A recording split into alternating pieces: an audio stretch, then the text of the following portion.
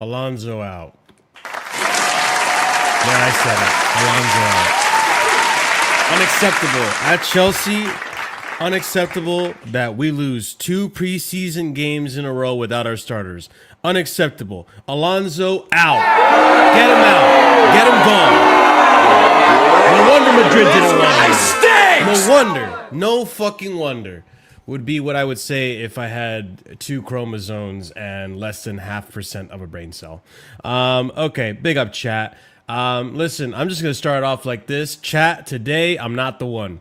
I'm not the one today, chat. So if I start seeing some pure waffle, like unironic waffle, bruh, I'm not having it. I'm not having it. 24-hour ban. I don't give a fuck. You're gone. You're gone. I'm not having it. I cannot stoop my level of intelligence. And it's not even that high. I'm not even trying to say I'm intelligent. I'm just trying to say, like, I'm average intelligence, right? I can't stoop down to the level of the majority or maybe the loudest Chelsea fans on Twitter. I'm not stooping down to this level. So 24-hour ban, and I will be doing the one myself. I'll be swinging. I'm swinging. I'm not the one today, chat.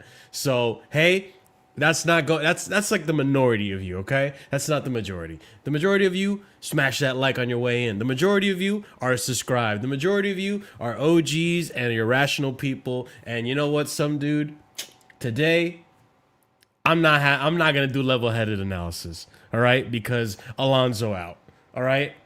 Off of 2 preseason games, and not only that, it was a wonder goal today, people. It was actually a wonder. It wasn't like an amazing goal, but it was relatively a really good goal that most keepers aren't gonna save that shit. So yeah, today, I'm not the one. I'm not the one today. So yeah, chat, big up to every single one of you. You already know what is going to happen. Smash that like, all that fun stuff. And yeah, you already know. Subscribe, help out the channel. Memberships for different tiers starting at 99p. All right.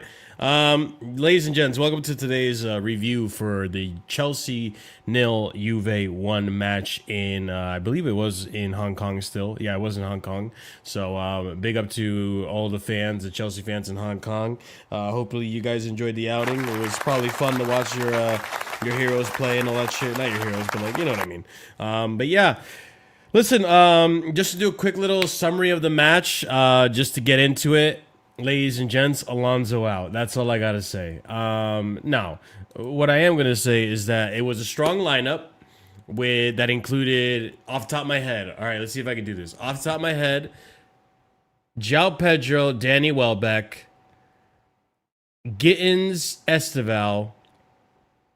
I think it was Isugo and the youngster. I forget his name. Hato. Levi Cole wasn't on there. It was Hato, Fofana, Tosin, Kenda, and the other guy, Palestra. I think I got that on point. So a relatively strong lineup, a lineup with some new faces in there that have never played football with each other before, barring Welbeck and João Pedro at Brighton over 2 seasons ago. So no shit, Sherlock, when you start seeing players not look as fluid as they're supposed to look. Like, for those of you who maybe don't have decent, that's the bar, decent football IQ, let me just tell you something. When it comes to preseason, what you're supposed to be looking out for is potential patterns of play, potential moments from these individual players. You're looking to get players fit, and you're looking to see what's promising, the positives here. And the other thing I have to just note down as well, let me remind you that we were conceding 3 goals for fun last season. Like, we were conceding 3 goals at a time. I think it was, 7 games in a row we conceded 3 goals or some shit and scored nothing for fun. And usually, when a new manager comes in, the first thing they want to batten down, the first thing they want to fix is a defense. So when you start seeing a bit of a lackluster attack, but we're not conceding as many goals, it's probably because the priority is mostly to fix up on a defense, because then the attack is easier to fix. Now, that's not to say today, recent games, what we've seen recently, barring, the Sydney Wanderers, the attack hasn't been great, right? It's been a little lackluster. But lo and behold, this is what happens when you don't have Cole Palmer in the lineup. This is what happens when you put João Pedro around people who he's not played with. Barring that, he also played as a 10 today, alternating with Welbeck and shit, right? So we know that's not his position. He prefers striker. He's better as striker, right? Next to Esteval, who's familiar with, that link-up play looked decent. Next to Gittins, who he's not really had much of a chance to play with because by the time João Pedro was doing the thing at striker, Gittins was hurt, right? So there's all these factors into why the team didn't look too fluid, didn't look too on point, didn't look too sharp, right? Because it's a preseason. Preseason is for getting match fitness. Preseason is for getting that sharpness, building up that chemistry. One positive thing to take out of today's game, Palestra and Kenda. Palestra and Kenda looked like they are in sync, right? And I'll be honest, it's kind of just Palestra in general. Palestra seems to kind of get a good feel for everyone he plays with on that right-hand side. But he looked good going forward. Defensively, questionable, right? But going forward, he looked good. Kenda had some decent moments. First time we've seen Kenda play in a Chelsea kit, by the way. And we're expecting the world out of him. It's just unreasonable. It's absurd. Esteval had brilliant moments from time to time. Gittins was probably his worst game I've seen in the preseason so far. Didn't really have a great game. I mean, he got fouled twice. It didn't get called for whatever reason. He had one play where he beat 2 players on the dribble on that left-hand side, but nothing came of it. No, it was Kenda, again, where the chemistry comes in. Kenda wasn't wide enough on that far post when the cross came in, or Jamie Gittins just didn't see where he was going to be or didn't put it precisely where he was. It's just things that over the course of time, these are the kinks that get worked out. I need, the fact that I need to remind people of this. And you know what's funny? Maybe I'm reminding the people who didn't care enough to watch the preseason last time. First preseason in Nebraska, we were absolute dog water. Horrible. Everyone, even myself, was kind of worried, but I said, you know what? It's preseason. And then what happened? Apparently, according to some of you, we were in the title race up until December, right? So there's that. Pochettino started off hot. We looked great. The Mudryk-Jackson link-up, the 1-2 against Brighton. We all thought, oh my God, we're going to have a fantastic season. We start off the fucking season on fire against Liverpool. The rest is fucking history. So, once again, preseason doesn't mean fucking shit. It really doesn't. It's for fitness. It's for getting these players to get used to the system. It's for getting these players back from international duty, which they just spent the last month and a half on. We're missing key players. We're missing Enzo Fernandez. We're missing Reece James. We're missing Cole Palmer. Well, Cole Palmer wasn't there anymore. Or today, he just nursing himself back from a minor injury or just being precautious, right? We're missing Levi Colwell.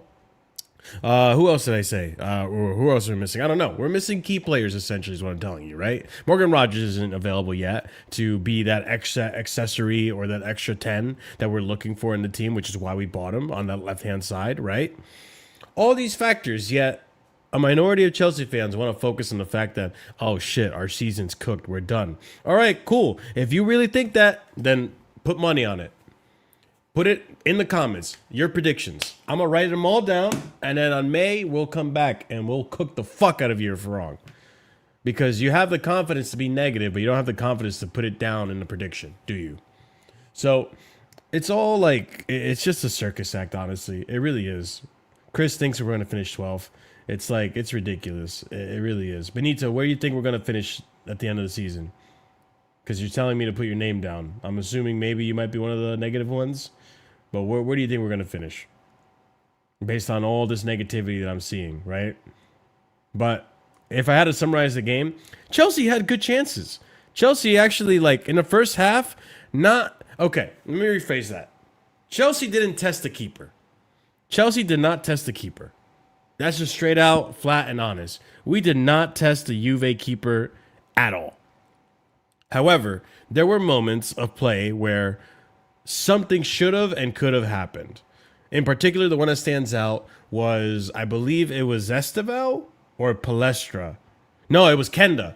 Kenda crosses it into the box. Danny Welbeck doesn't get a good header on it. And he had time and space.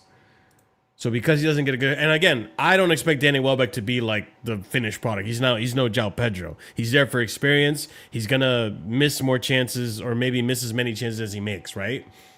But yeah, there was a moment there was like, okay, that didn't go on target. There was some moments there where like, oh, we overshot the pass. We overdid this. The final product wasn't there. And that's where the frustrating part comes in. The final product wasn't there. We didn't really test the keeper too much. Now, the reason I'm not worried is because, again, you look at that front line. Kenda, Palestra, new players to the team. Haven't played with these players before. Danny Welbeck, experience, but still needs to play with these players. Know their patterns of play, know their runs, know where to predict them, know where they're going to pass, know when they're going to go short, all that stuff. Then you have João Pedro with Gittins, who's barely played with him, right? We did it this morning because people want to waffle. Jamie Gittins has 1,100 minutes in all competitions last season. Not nearly enough to get any type of chemistry or any type of, patterns of play down with João Pedro. So you could basically count him as a new player with João Pedro.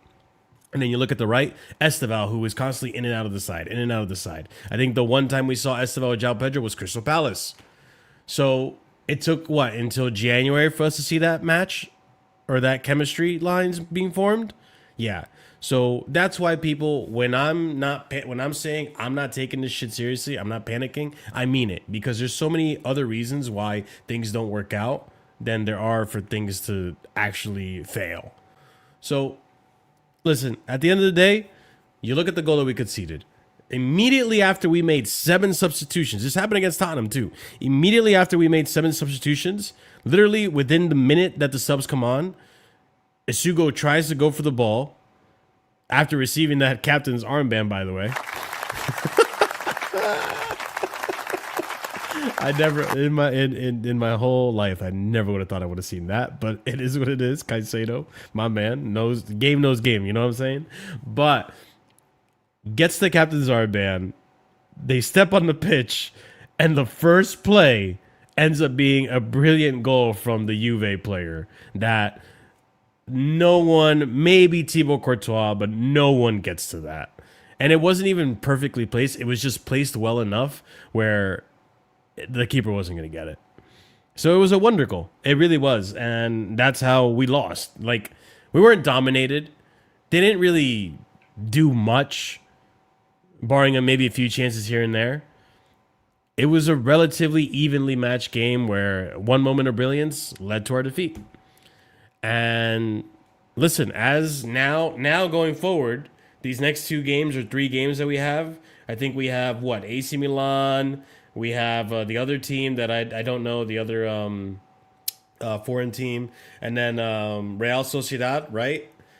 These are games where you're going to start seeing more of the starting lineup, more of the starting players, and that's where you're going to probably hope to see these patterns of play that people are looking for, the real football, the football that we're going to see in Premier League. So time will tell. I'm not panicking. You guys shouldn't either. And it doesn't look like you guys are really panicking either. So big up to the chat for actually being reasonable when it comes to this game, unlike most of Twitter, which is why I stayed off Twitter today, which is why if there's news, I didn't know about it. Guys, stay the fuck off of Twitter today. But yeah, big up chat. That's the summary of today's game. Trust me, we're going to be fine. All right, let's let in the panel and get their opinions, ladies and gents. Let's talk football. Big up to every single one of y'all. Big up RSM, big up Chris. RSM, talk to me, bro. I can't believe, that we got sold all this hype about Xavi just for him, to lose us the preseason. I can't believe it. You know what I'm saying? I really wanted us to challenge this preseason. I wanted us to be, top of the table for the preseason. Because, as trophy. Yes, I'm saying, as we know in years past, when we perform well in preseason, that directly, contributes to what we perform throughout the entire season. I think it's clear. I think we can make, sweeping assumptions about players based off preseason as well. Like when we started calling Jackson R9 when he was preseason under Poch, he didn't fail us after that. He maintained those levels. He never disappointed us ever again after that. So, it's really disappointing given the fact that, we know exactly what's going to happen because of this preseason. I can't believe it. I can't believe it. Not jokes aside though.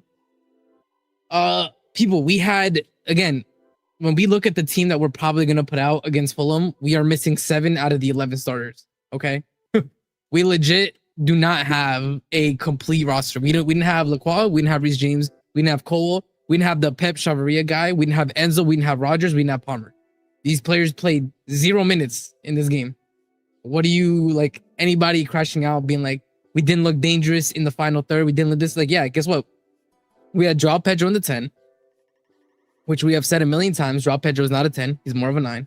Okay. And we've known for seasons that, if Palmer isn't in the 10, the team looks a little dead going forward. We knew this already though. This isn't new news. This is the reason why we bought Rodgers, by the way. So we could have somebody else that could drop into the 10 pockets and actually, put the ball forward and do things. So it's anybody crashing out is dumb. If you want to crash out, by the way, PSG lost 3-0. Okay. Arsenal lost 3-1 to Mallorca. Oh. PSG lost 3-0 to Mallorca. Arsenal lost 3-1 to Betis. Please, people, please. We need to give it up, man. We need to give it up. Anybody that's crashing out or fear mongering or anything, you need to grow a pair of balls. Okay. Thank you. And people are saying, it's worrying signs. We need to see consistency from the team. Bro, the majority of the people that were on that pitch for that game are not going to be starters for us in the Premier League. Why are we bugging out? I still expected a little bit better performance, I would still say. Okay. You wanted. By the way, I'm not going to criticize. Okay, no. I'm saying, so we had Joao Pedro. We had Joao Pedro in the 10, which we know doesn't work. Okay. We had Tosin and Fofana in the back, which we know is not nice. Okay. Gittins, nice, quiet game. He wasn't shit, but he did really nothing. Yeah. Okay, Quenda, good game. Palestra, good game, but you notice Palestra ran out of gas in the 60th minute. Remember that when he got the corner? That brother was. Bro, he looked tired. Palestra. He's been playing every game so far, right? Yeah, but this was the first, you could say, high intensity game. I reckon, and he was overlapping a lot. Yeah, so it's again, it's building up fitness. You could tell after the 60th minute, a lot of the guys got gassed out. And then we had the subs on, you know what I'm saying? We also had the 16-year-old kid next to Caicedo today as well. Yeah, that's what I'm saying. It's again, people, we're drawing too many, this team, by the way, this combination of players have probably never played together, the majority of them. I mean, yeah, I thought we're still creating more chances into the box, but we didn't really. The only one who's trying to do something, I thought, today was actually Kenda. Kenda actually looked dangerous. Bro, Palestra, by the way, that's a player right there, man. When Palestra in attacking spaces, I feel safe, bro. Yeah, because he's had good link up with Esteval. He's had good link up with Esteval. He's had good link up with Kenda. He's looking very good going forward for Chelsea. He's looking very good, bro. It's the one thing I will say with Palestra, can he defend? And if it's a back 3, he won't need to. But if it's a back 4, maybe we use Reece more for that side and have him on either on a bench or an impact sub or something else, because defensively I haven't seen a strong side of him yet.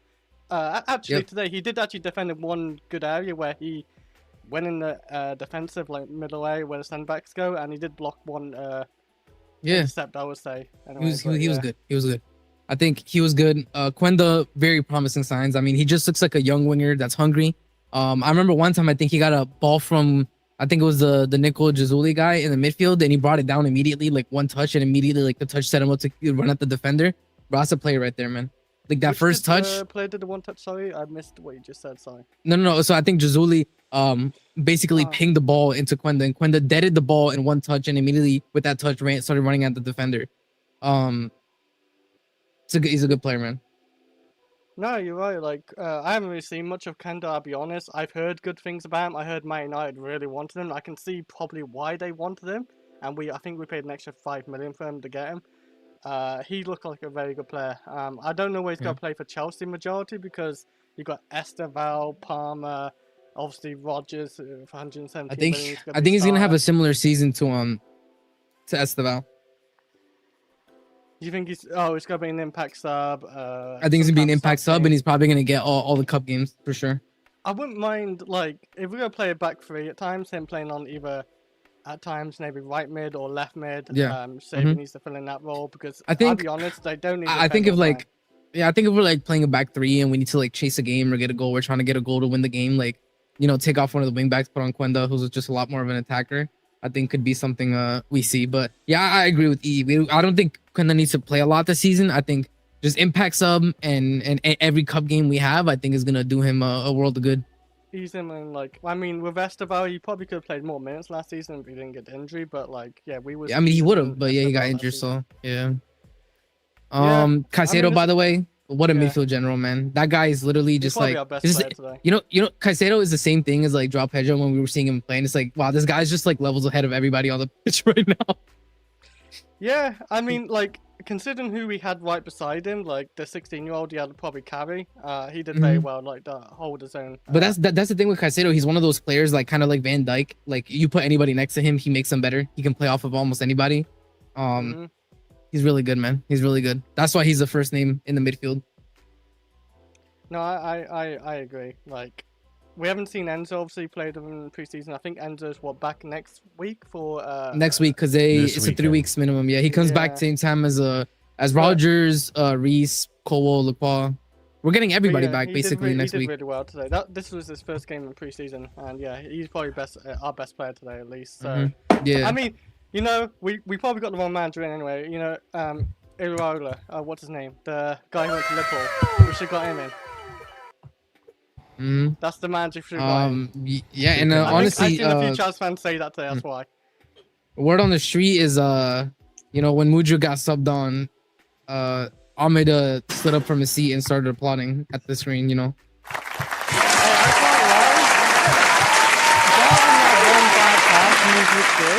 I thought Mudryk did okay, man.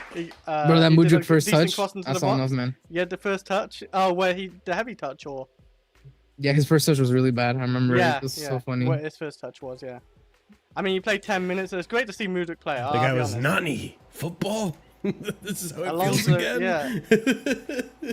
Yeah, Alonso out, man. Like, he ain't making Chelsea cook in this preseason. We shouldn't have him in. Ahmed, like, you Alonso out? He is. The smile says it all, you know what I'm saying? You know, I don't do that. We got the clip. We got the clip. He is. No, that's not true. Listen, I know Marshall is deep down. You know, deep down. You know these clickbait titles. You know, I'm seeing. You know, maybe that is what is coming from the heart. You know, it's fair enough. What's wrong with my title? Is there anything false about it? You know, a lot of clickbait going on there, but you know, we move. Now, if anything, I didn't make it clickbait enough. I should have put Alonso on there. You know, I mean, listen. Alonso in trouble. I should have put that. Yeah, that's clickbaity. Listen, man, very clickbaity. That's just my opinion. You know, you can take that from anyone else. Under pressure.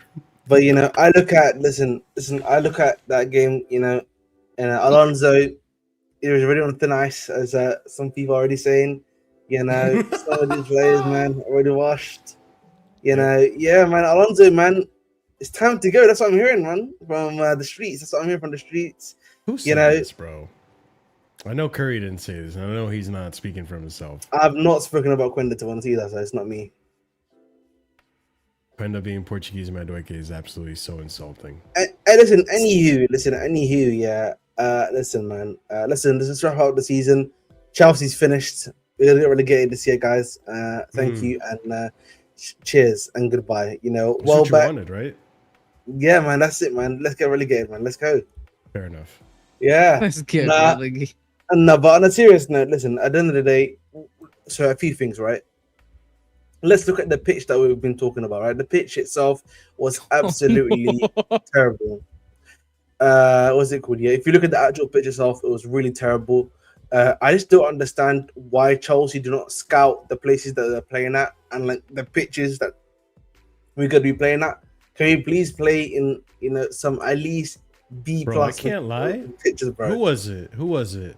I think it was Gittins. When Gittins went down, I was like, oh my god, not again, bro. And I look at this pitch, bro, and I can't lie. Part of me is like, because it's not just this pitch, it's been the last two as well. Like all of them, every single one of them in this tour, all preseason. all these pitches in the preseason tour have just made me nervous, bro. Because I'm worried that one player is just gonna take the wrong step and ACL done. Like, dog, I'm actually like, I want to get the fuck out of this preseason. Where are we playing next? Are we still in Hong Kong? Hong Kong. It's Hong Kong still. Again. Damn, bro. Like, oh, fuck, bro. It's like, I don't know, man. I get anxious about with this pitch, bro. It's bad. And then the other thing, too, is like, listen, I know the pitch affects both teams, right? So I'm never going to say. It did, bro. Oh, there was a Juve through ball that they were running on, and all of a sudden the ball lost like 50% momentum. And the player just like was now behind the play. Like it was so bad for both teams, bro. It was actually hilarious. This is what I'm saying. Like, I'm not gonna like say the reason we lost was because the pitch was shit, but I could tell you something for sure. Part of the reason that we're not seeing super fluid football and nice threaded passes and shit is because these motherfuckers do not want to pass the ball in this pitch because they're just gonna lose it. Like I saw one. What was it? It was one play. I forget who it was. Maybe Welbeck was through or some shit. And the ball just took a random ass skip and they just didn't go for it. I was like, all right, well, shit. Like, it does hinder how fluid the football you're going to see is. Yeah. I mean, I don't know if you guys agree. Yeah, man, that might be true. But at the end of the day, Asugu is still washed trash. Tosin's still trash. Diape is still trash. Let's keep it real. You know, Mudryk definitely was on My PEDs. captain is Sugo, by the way. You know, Mudryk definitely was on. Mudryk definitely was on PEDs, man. The way the ball keeps on just bouncing off this guy, there's no denying that, man. You know, I was looking for him on the bench, Mudryk. I couldn't see him anywhere. He was there. I told you. I told you. Chris loves all these watch bombs, man. Chris loves all these watch bombs. Mudryk, Reece James, away for 18 man. Give it up, Chris, man. I'm disappointed in you, bro, man. I thought you were a better man than this, man. Mate, you wanted the lot to replace Reece James. And hey, the lot plays football. Reece James don't. Yeah, he do. He played a whole year of He played football. 40 games last season. He gave us 40. Wait, how many games did the lot play last season? Tell me. He played 40 games as well. No, he didn't. I know, fucking. Okay, so. Nah, I'm lucky. He probably played 20. But anyway, actually, I'm curious. Go ahead on it. I'm but just like, gonna do some research. I think if you want to really talk about this game, I think a good problem to discuss about this game is that it's clear that the guys that we have on the bench, I think the level compared to maybe what the start 11 is going to be for you, I think that there is a drop off there. I think that's the best way to put it, right? Because a lot of the guys we saw play today, a good chunk of them are probably going to be guys that are going to be on the bench for you. They're not going to be a part of your start 11, right? So when I'm looking at this, I'm looking at, are these guys, are they going to be giving me the impact that I may be hoping for, right, when they're coming off the bench for me? And for some of these guys, bro, I'll be honest, I'm not seeing it. If I'm trying to be a bit more fairer, right? And I look at Isugo. Again, Isugo is easy. So Marshall, gonna hit that one like magic. Captain Lavia, Isugo, bro. Captain Isugo. Listen, Lavizi, he's not hitting it. You know, bro, I'll tell you right now, bro. Lavizi was moving like a work from home employee getting called into the office. He didn't know where the bathroom was. He was asking where the lunchroom was at. You know what I'm saying? He's like, oh, it says I have a meeting in this room. You know where it's at? Like that, work from home, brother. Finally got called into the job. Had no clue where he was at. Like literally, Fafana and Tosin is another one that I just look at both of them, and it's just like, man, arse and arse. You know what I mean? It's like when you're when you're at a strip club, man. You've got arse everywhere, man. You know what I mean? I need to take a break. You know what I mean? Let me take out. Ahmed, we were missing missing 7. We were missing 7 out of the 11 starters we're probably gonna play against Fulham this game, bro. I'm gonna keep it real. The GK, you know, I look at him, no hairline, light skin. Zero accurate long balls, bro. Like he had nothing, bro. I'm out, bro. I'm out, Jeff. I'm out, man. It's time to make the goalkeeping position. I can't say it. Oh, that's it. He was gonna say. Oh, it was so. I was in very big trouble. Can't say it, man. Can't say it. But either way, it is what it is, man. If you speak. Yeah, I see. Like, Glap, why is he still here? You know, we're talking about Tosin movement. I'm hearing Tosin getting sold. What? Yeah, bro. I'm not gonna lie. They was like, yo, Fabrizio's like, there's a lot of movement around Tosin. I'm like, yeah, it's a whole lot of ass. You know what I mean? Like I genuinely looked at Mudrik today. Yeah, I know, offense to the brother. Send him to Strasbourg, man, to get relegated. Bro, I only got one thing to say about Mudrik, man. Tell him to bring me my money. You know what I'm saying? Like, genuinely, no disrespect to Mudrik. I looked at him. I was like, yeah, I was right 1.5 years ago when I was saying send him to France back then, and I'm right now. Send them to France, bro. No, France is too high level, bro. We need to send them to like Turkey or some shit, man. No. Turkey, we need to respect Turkey a little bit too. Turkey don't deserve a little bit of respect, man. They're at least getting the old heads, and you know what I mean. So there's that. Yo, big up, boys. Big up. But like Quenda looks like quite bright. I'd probably say Palestra looks bright in as well. Palestra does look bright, yeah. But like the link again, up they both have was also promising. I think my general thesis, just in general, is just that I think a lot of these guys are bench players for us, and the quality of the bench is slightly worried me. That's what I think. That's yes, correct. And that's, I think, if we want to be like a bit fair in terms of what we're going to be looking at, there's that. And I think also the other thing for me is that obviously Alonso. I'm not sure what Alonso's tactics are per se, if that makes sense. Obviously, and I don't want to be a judge of that. I was just about to ask you, like, yeah, I'm not sure. I was so confused what was going on, and I don't think that's on Alonso really. I think that's more like I think the players still need to figure out where to be, when to be there. But like, I was really like the one that confused me the most was Kenda and Palestra, right? Like, although it worked today, they had good link up. Like that was like the one part of the pitch I saw what was happening. I think, if I'm not mistaken, I think what it was is Palestra was clearly the right wing back, and Kenda was more of a 10, and they would interchange. Yeah, they would take turns. Just, brother, it's exactly what a back 5 does. The right wing back overlaps the 10 all the time. That's what was happening. Palestra, that's what Palestra was getting one-on-ones all the time, because he would pass it to Kenda. Kenda would play him through one-on-one. That's the only thing that was making sense the whole game that I saw, and I was like, yeah, I like that. But I also saw why we're looking for a left wing back, because like Hato, for all of his positives that I do believe he has, is not a wing back. He's not a wing back. He's not a wing back. Which is probably why Gittins had a really pretty quiet game today. He had a quiet game, because we played the back 3, and Hato just wasn't like, he doesn't have the instinct in him to like get forward to provide the overlap that. Like he doesn't have that, and I'm not saying 100%. It can't be trained into him more. He just doesn't have it right now. Whereas you can tell Palestra, bro, Palestra immediately gives and goes. He's ready. He's right there with the overlap. And when we saw that, there was like multiple times one-on-one. That's where we got the crosses from Kenda. We got the crosses from Palestra. And it was looking good down the right-hand side, because you had the natural, a player who likes to be in that 10 winger position and a player who likes to be a wing back. And that's why stuff was flowing down the right-hand side. Yeah, that left side was... But I think that left side was more dead because of Hato, just like what you said, RSM. Like it was... And it's not a fault of Hato, but... Because you expect... Because he was good. He was good defensively. He was fine defensively. Yeah, you just expect Palestra, given his skill set, to be better on the ball than Hato. Yeah. So Gittins really had no overlap, and Juve didn't really have to even think about that overlap on that side. But that right side, like even today defensively, even it looked better. Like the Quenda and Palestra looked a little bit better defensively than Esteval Palestra. But Palestra going forward, on the ball, he is nasty. That kid right foot, left foot, inside. He can beat you Great outside. Crosses too. He can beat you inside. I'm not gonna lie. I saw a comment that was like, this kid might have like a Bale sort of moment when he starts realizing, like I'm just cooking dudes as a wingback. I don't know. Except for that finish when Caicedo put him, through over the top, and I was like, yo, just square it to Gittins, and then maybe he was right across goal. He was right across goal. Yeah, but other than that, Palestra was like even defensively, Palestra was calm today. Yeah. Yeah, hey, let's not forget. I'm not sure. I'm not sure. I'm not sure. I would say defensively good was the right word for me. I think he just wasn't getting that many attacking threats from that position. Yeah, so I said calm. He was calm. Like he wasn't. So I mean, he wasn't bad today, like defensively. But part of it, right, was like Juve. They had Boga on that side.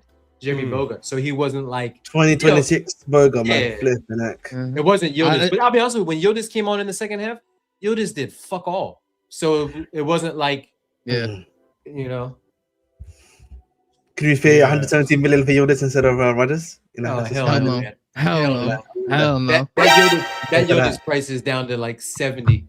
Yeah, I'll be honest. I think it's a recurrent injury that I found out recently that I'm a little bit worried for his career. I'll be honest with you, but we move. Who, Yildiz? Yes, Yildiz. Yeah. Yo, break the news. Break the news to the casually crowd. What's the underlying? Let's see what injury has you worried about a player's career. Begins with P, and it's the same with Vlahovic has. Vlahovic can play down the left, so you can see. Right. Yeah. But I just. But you're not worried about Sugo's career, mean? right? Your own player. You're not worried about his career when he has an injury, right? You're worried about random players that mean nothing to you. I mean, BJ's, man, I'm tired of Turkish coffee players. Turkish coffee players. You're worried about their career. When your captain is Sugo gets hurt, you're not worried about that. Please shut up. Please shut up. Please shut up. Captain is he needs to shut up. You need to shut up, please. Wow. Give it up, man. How many we need to give it up. I have no words. I have no words to even answer that one. I can't speak on that one, actually. I'm sorry. Yo, when I saw Sugo with the armband, I was like, what the fuck? But then I looked around who was on the pitch, and I was like, true. You're not giving it to Lavia. Yeah, I was like, he might be the most senior player. You're not giving it to the lap. Yeah, you know, you're sure still not giving it to Jackson, bro. Hell no, bro. Jackson will lead you to war. Jackson was on the pitch for like 15 minutes and managed to start a fight. Can we be honest about that? I totally forgot about him being on the pitch today. You know, bro, he was on the pitch 15 minutes and he started a fight in that 15 minutes and got somebody a yellow card. He's not generally, I tuned into the Discord because Chris was on there. Was the one that was playing it on for us. I think it was yourself, Marshall. And I was on the taxi, and I was laughing. Taxi driver was looking at me a bit weird. Why is this guy just randomly laughing out of nowhere? Jackson, for me, bro, I look at him, I'm just like, yeah, man. You know, no disrespect, it's time to go, bro. Yeah. Yep. Yeah, that was the same Jackson that we saw 2 years ago. Like his ball carrying, his ability to link, and his ability to turn defenders and run at them was fantastic. Like he got the one guy a yellow. You got another guy that should have probably got a yellow if it was a real game. But then as soon as he gets to that final third, the brain just turns off. No touch, nothing. No shooting, no nothing, bro. Arsene, you remember we forced a turnover high up the pitch? Yeah, it was Jazuli. Jazuli played it into him and his touch killed the play. Yeah, and he's standing flat foot and he's like he doesn't expect it, and I'm just like, that's Jackson in a fucking nutshell. But that's also like KG. That's also what I was saying to the chat earlier today. Like, I think a lot of that, because let's be honest, João Pedro got caught flat-footed a few times today. But I just think it's because like these players don't know how João Pedro wants to run, when João Pedro wants to make the movement. Same thing goes for Jackson. Obviously, Jackson's on his way out, probably. But like, I thought Welbeck was trying to link up. You know, like Kenda, like. Yeah. I think Welbeck's link up was generally okay, but I think Welbeck's link up is aided by the fact that he has experience, so he knows oh, this player probably wants to run inside. Also, like that helps you. Did you? I think I saw a video because I was watching highlights as well. Welbeck and João Pedro went for the header together. I think Kenda went for the cross. Yeah. And they both collided. I'm not sure if you remember. Yeah, I remember that. Welbeck got the header. I vaguely remember. Yeah. It was early. Yeah, it was early. So in the first half. They got like on the same. If Kenda they do play ended up together getting the header, again, right? they got back on the same wavelength, like as. Yeah, that's what I mean. Like it's the they chemistry and the lack of.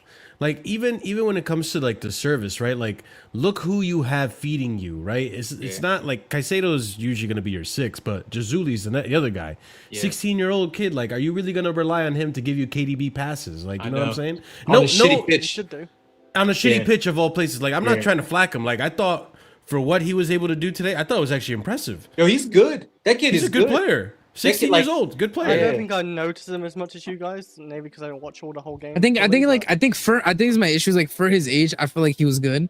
But Yeah. again, it's like Yeah. a preseason game. It's like when I Exactly. compare it to like for me to say this is in my mind, like for me to say, oh, like this person is probably good enough to start, you need to, for me in my mind, need to look better than Enzo next to Caicedo. Oh yeah, Yeah. yeah, yeah, yeah. Yeah, yeah. It's just like I don't see Yeah, that, yeah. bro. Oh, it's definitely pumped the brakes on him.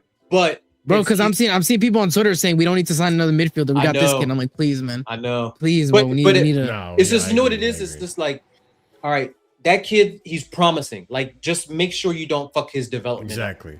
Just make sure he's too young to go out on loan, so he's got to play with the under 18s and stuff like that. And it sucks that we're not in any kind of Europe, because if we're in like a shitty conference league again, he could definitely get like those Reggie Walsh minutes that Reggie got, those few times in the conference league under Maresca. But yeah, just make sure you just manage him correctly. Get him used to the pace, bring him around the first team so he can understand what's expected. This is how you train and shit like that. And then just 2 years, just assess it from there. Yeah, I agree. I listen. I think there's a lot of positives to take out of this game. To be honest, like I don't think it's like as doom and gloom as people make it be. Because let's be honest, guys. Like, bro, that goal was actually it wasn't. It wasn't like amazing when you look at the other angles, but yeah, it was a worldie. Like, no one saves that. Like, Yeah, no one. I mean, maybe- Penders is 6'7". If Penders is not going to Yeah. get to that, there's no keeper in the world that is going to get to that. And that's not Penders' hype. That's just 6'7" guy in between the posts Mhm. who's got a crazy arm span and reach and wasn't bad positionally. So Yeah. So like I think today like you could chalk it up to the fact that like all right, we just got unlucky on today, like you're grinding out like what's going to work for Xabi Alonso, and he's testing out these players, and like he seems to keep playing Tosin, which we know looking more and more likely he's not going to have a future at the club. Like it's just again I'm not gonna lose it in this game, and especially considering you saw the attack today. Like the attack just was not fluid at all. They couldn't find each other. They weren't, making the right runs and stuff like that. João Pedro was getting frustrated at times. Yeah. Imagine if Neto was there. You know what I'm saying? Like Neto would have been like fucking arms in the air, like frustrated the whole time. But like again, I'm not losing it over this one. You even got Enzo coming back from a break. Not Enzo, Caicedo coming back from a break. He's gonna play 45 minutes or whatever. Like he's not gonna play a full, 90 minutes. yeah. So it's calm for me, man. It's calm. Like I'm not losing sleep over this result. I guess what are we thinking in terms of players that looking likely to stay in the team? Like, are we thinking Kenda looks likely to be a part of this team next Yes. in the season coming?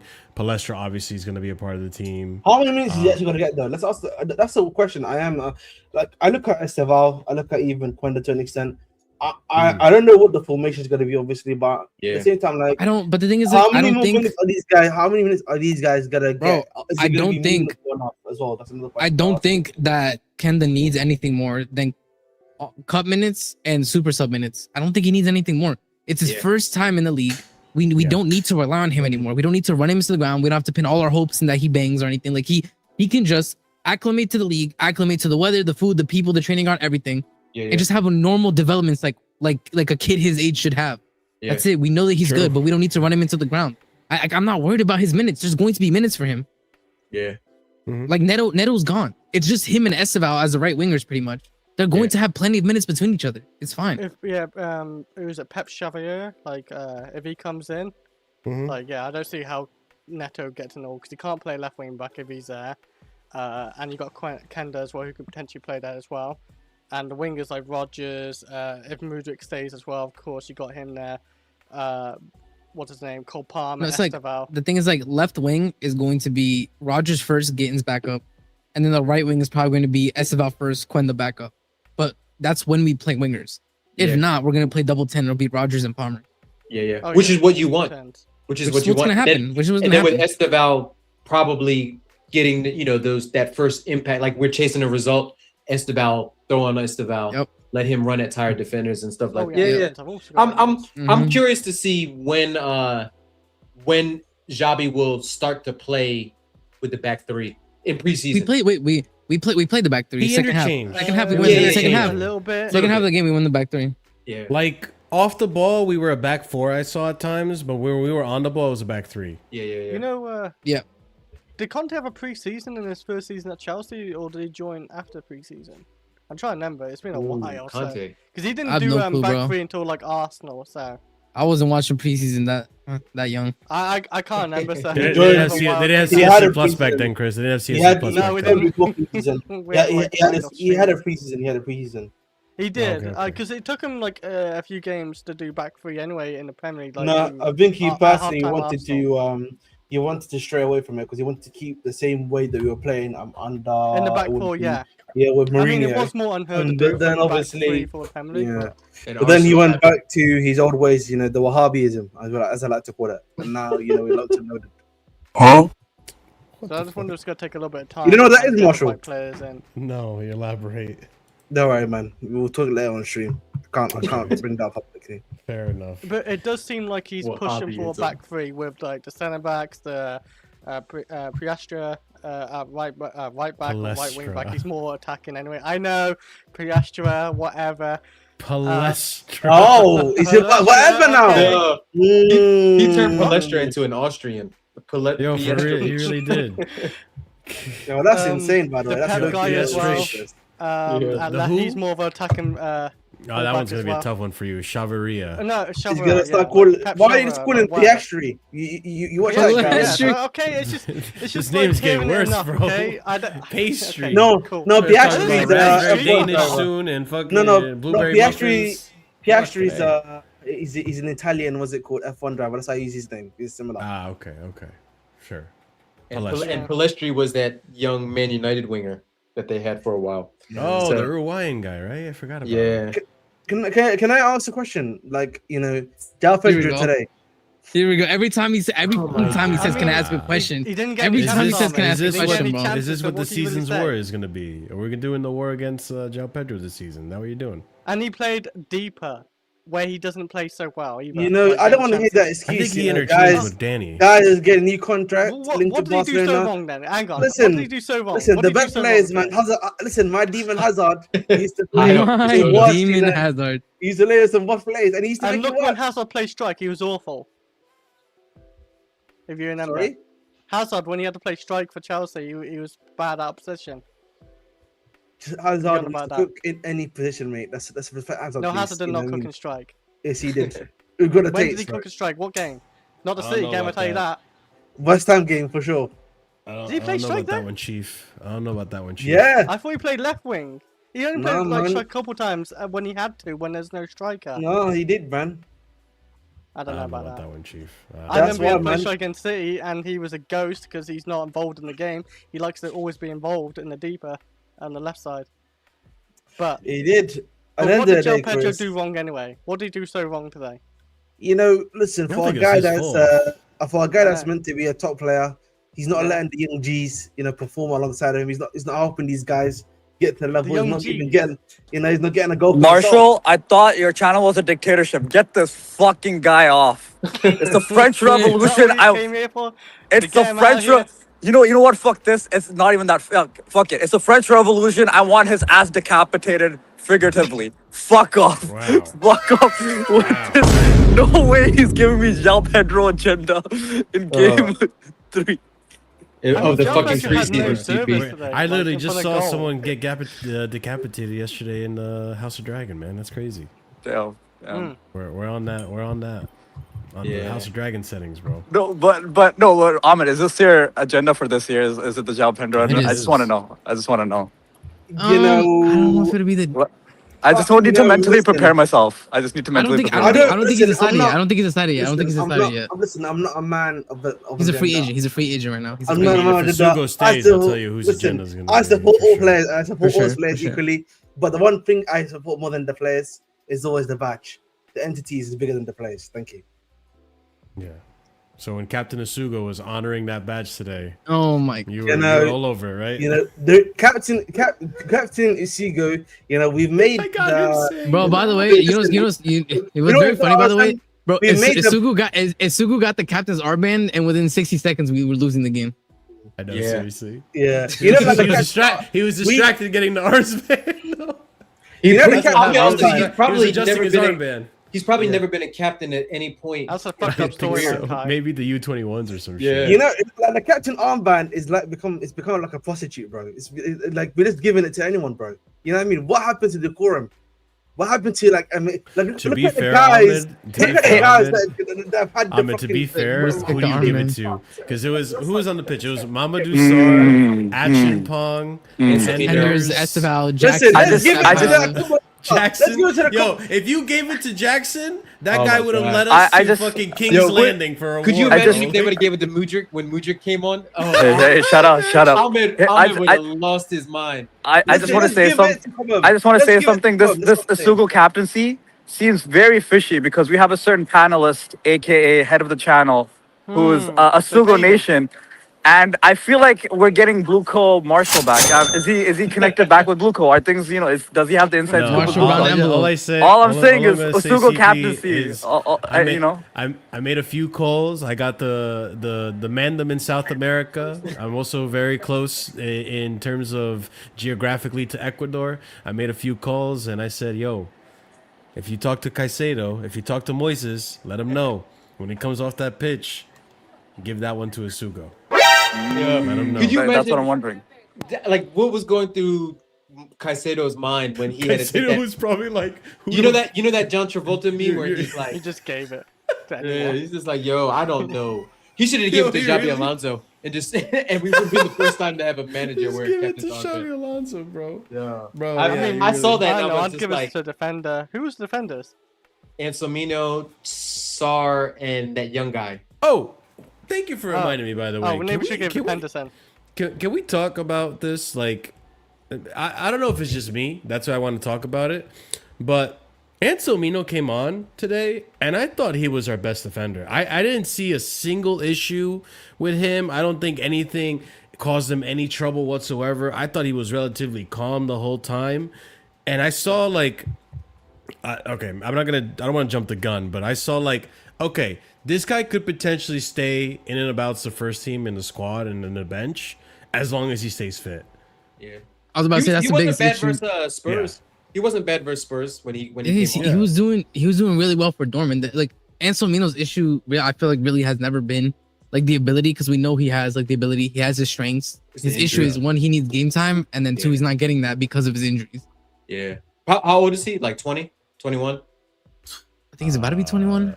Yeah, I think he's 19 actually. I just assume all those like squad players, like fringe. 21. You know, he's 21. He's 21. He Yeah, just yeah. turned 21. Yeah. I just assume that they're all 20 or 21. Like Yeah, him, yeah. Sar, Achimpong, all those guys. Mm-hmm. Yeah. Achimpong didn't play today, did he? No, Yeah, he did. Yeah, he Oh, did. towards the end. Yeah. He came on in Yeah. the 66th with everybody else. He was fine. I mean, he didn't get cooked this time, so that's a positive. Yeah. But Yeah. Like I don't remember, other than us turning the ball over in our own half, like Juve, apart from that goal, didn't do anything. No, not No. really. not really. Like Gagey, for me, besides the fact that goal was a worldie, Yeah. right? I think that goal also came at the worst possible time because it was immediately after we made 7 know. subs. And you know what it's like. Like, we've all played it to some capacity. It takes you a little bit to warm up to the game. Yeah. It takes you a little bit to get yourself organized and all that stuff. It happened immediately after the Yeah. subs. Immediately after that armband touches Sugo's bicep. You know what I'm Yeah. saying? I think it's we just changed too much. Like we conceded because we changed Yeah. the entire back line. Like we changed the entire back line. Yeah. They weren't ready. And we changed the entire back line and the 2 defenders in front of the back line. Like these guys just weren't Yeah. settled, and they got cut out in a 100%. moment. And let's be honest, that was a worldie of a goal, bro. He hit that shit first time. It was. Whipped it into the goal. Lovely. That was, Lovely, I mean, that was yeah. an amazing goal, and it was that was one of their 2 shots on target the entire game. It's Yeah. True. like obviously, is it upsetting that for me the issue wasn't the shot? I just feel like Asugu should have closed down the pass that let him get the shot off. Damn, bro. But Oh yeah. I mean, I'm being yeah. honest with Marshall. Like he needs to close that down. I'm not gonna lie, but I'm not gonna. Like I said, I don't really. Yeah, it's one of those, but it's like I you thought when his you can see passing was those. just off when I said, "Who's number 14? Keep missing this pass." Yeah, I remember. Yeah, he keeps messing up the pass. Yeah, he said that on Discord. Right, It's bro. like I don't know who. It I was think for a with second. him, I think, after again, a it while, doesn't- he was just like, I'm just keeping it simple. Bro, dude. it Fuck doesn't. this It shit. doesn't. It doesn't help Isugu that like again. It's a game of contrast because like when he started, remember the game he started. Everybody's like, oh, he's one of the better players here, etc. But when you come in after Caicedo's been on the pitch, you're like, oh shit, what happened to the passing? I know. Yeah. Because Caicedo looked like Bro, nothing. he was pinging it, bro. He was playing Quenda through. He was pinging the balls over the like, bro. He was doing a Caicedo performance, like, bro. Yeah, it's- Yeah, it's tough, man. even down to the yellow card. Like even his Yeah, I yellow mean, card, I was like, yo, yeah. this is vintage Caicedo. You getting the yellow in preseason? Yo, get this shit out of your. I'm really trying to system. find a way to hate. I'm was looking for a way to hate. He hates the glaze. He hates when I glaze Caicedo. Listen, Bro, I don't care, bro. I'm gonna glaze Caicedo. I'm pouring honey on the go. listen, I'm gonna. Wow, I wasn't even gonna talk. I said that for a second. What do you No, I was mean gonna by say, obviously, the other one, number 8 hasn't come yet, or is it number 5? I don't know what his number is these days. Eight. But 8 is not here, and it's looking like he's here to stay. It seems. I'm not gonna lie. Yeah. He said. Looks like he's gonna get the contract. Who's his agent? Pastore. Pastore said, "Who want me?" No. Like, 100% I'm no. I know. I personally, I'm gonna be honest with you. Listen, yeah, Alonso can be the GOAT manager. I'm telling you, bro. There's no way we can solve. It's not gonna work. It's not gonna work. It's not gonna work. bro. Like, we need to keep it real. Like, We know the double. Again, we know the double pivot doesn't work. He's gonna Like, try it for a couple I games. am so scared about that. We need. Hold up. And this is why. And this is why we need, bro. Give me Wharton, bro. I need Wharton, man. Yeah. The only thing that gives me like any bit of hope, so like 10% hope about the double pivot with Enzo and Caicedo this year is if we do play with a back 3, you've got one more center back to potentially cover it. But at the same time, I'm just like, I'd rather just be done with the Enzo conundrum. Like it's too much. Every manager has tried to solve it. No one's gotten it right. The best that we got to solving the Enzo in a pivot is putting him in a 10. that's the closest we got, bro. Yeah. Literally. Yeah, it's true. Yeah. It's true. It's gonna be. It's just so not gonna. tricky. It just doesn't work in the Prem brand. Even in Europe, he looked a lot better in Europe, and that's no shot. Yeah. It's just in the Prem, every team Too knows fast. he gets the ball, press trigger immediately if he's in a double Yeah. pivot. That's always my biggest problem with Enzo. I think Enzo off the ball defensively isn't that bad. I think he gets stuck in. I think he can tackle. Yeah, he can't. He's not going to keep up with the pacey. His two biggest, midfielders. yeah, exactly. The two biggest weaknesses is he On the ball. He can't handle the he can't handle the pressure when you ask him like what you do to Caicedo. Like Sanchez throws him a bomb and Caicedo has to defuse it in turn. Like Enzo can't really do that, and so teams know that and they press him. And then the other part is defensive transitions. Like you said, in defending, he's fine. It's a defensive fast transitions where he just can't get back in time. Yeah, he just can't. He can't play on the half turn, which you have to be able to with his skill set of like being able to pick a pass and like RSM said in Europe and in international where it's slowed down and guys aren't on him. He can't in the Prem receive it on the half turn, like shrug off one guy, pause, and then hit a pass. He's got to, he does the shielding thing. He falls over, he tries to draw the foul, and a lot of times he doesn't get away with it. Yeah, I agree. I think we do need another midfielder. I'm gonna keep repeating that. It does look like we're getting a lot of guys out of the way. I don't know why we haven't had a backup or potentially Enzo. like I'm so kind of surprised we haven't heard back about the loan of obligation if he got accepted or not yet for Disasi. For example, it seems the Buddy Shield loan to Napoli has gone quiet, even though that seems to be going along quite well. Last time we heard Tosin. That picked up some steam late not too long ago. Oh, fair enough. Yeah, with Napoli. Yeah, that Tosin, obviously some news came out just today and yesterday about clubs being trying to get him now. But once I he thought gets Tosin was decent today, to be honest with you. Fair enough. I didn't think he I was don't have very much to bad complain today. about with him, really. Yeah. But to be fair, like Juve wasn't really going at us hard either. Yeah. But for me, the point I'm trying to raise is that obviously you're trying to get these guys out, right? So obviously it's clear that you're doing that quite well from the defensive standpoint. It's like, if you obviously don't believe Asuga is going to be the one for you, for example, no shade to Marshall here, but okay, I know when you're throwing shade. Don't worry. Yeah, like what is now the plan, right? What is the plan now, right? Are we do you want to get him into a loan early because while there's preseason happening and you can get him into a team where he's going to be able to like kind of connect straight away, or are you gonna do this thing too late in the window where he doesn't have time to gel? Exactly. Yeah, that's what I'm. The problem with Sugo is, I mean, it's not the player profile, right? Like he's what you would want as the backup to Caicedo, because he's the only like destroyer ball winner other than Caicedo. But the problem is he's not good enough to be the backup to Moy on the ball. So it's like, if you can upgrade him, or if I don't know, call me, old fashioned or whatever, but maybe if you would have just fucking kept Santos and had Santos play the backup role to Moy, maybe you don't get the ball winning, but you get the on the ball. He didn't want that, bro. Yeah, I know he didn't want. I know he wanted that. That's yeah. It was one of those where it's like he wanted to leave. We probably said, all right, like it's probably best time to cash in. Like it just is what it is with Santos, man. Like I said, I don't care as long as we get. Well, because we're gonna get in one more midfielder. I think it's become painfully obvious that like that's going to happen. Alonso has given every single other midfielder like an opportunity to show why they deserve to be first off the bench.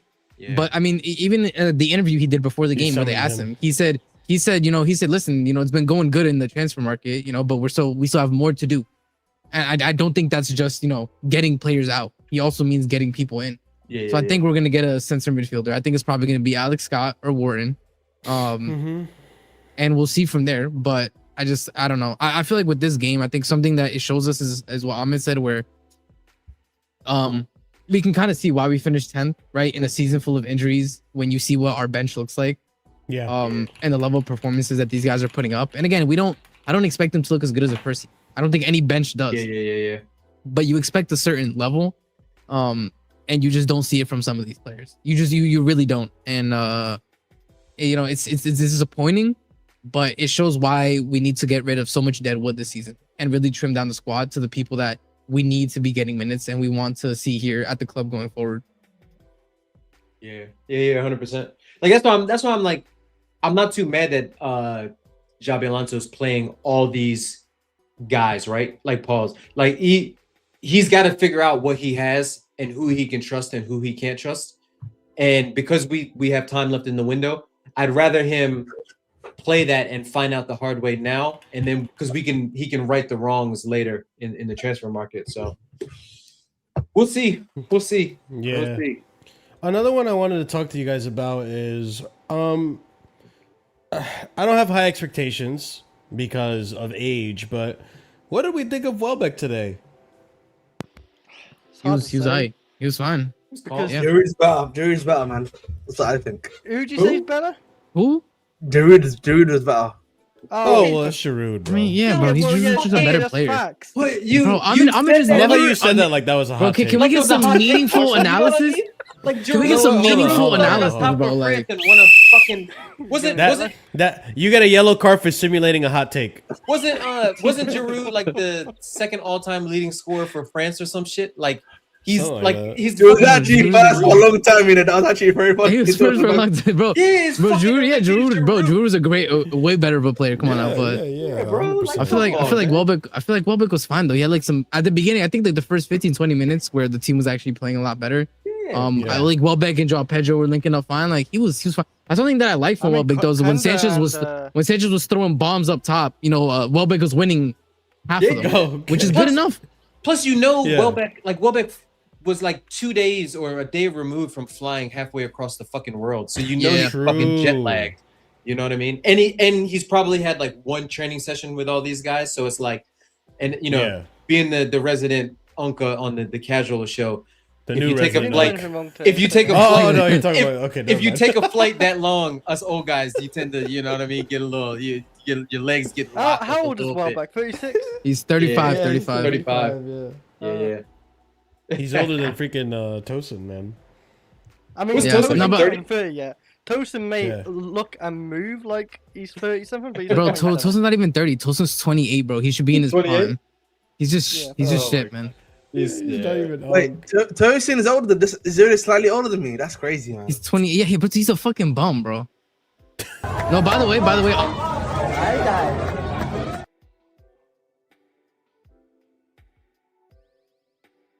Wait, what's up? Go ahead, RSM. no, you know what I'm saying? Like, he's 28, wink, wink. You know what I'm saying? I don't want to say too much, but you know what I'm saying? Oh my god. I'm not trying to say yeah, too much, Ahmed. Gen Z. I'm not trying to say too much, Ahmed. I'm not trying to say too much. You know what I'm saying? I'm not trying to say too much, Ahmed, bro. Crazy, man. Toast. What is, are we saying he's doing a young day Monday? All I'm saying, bro.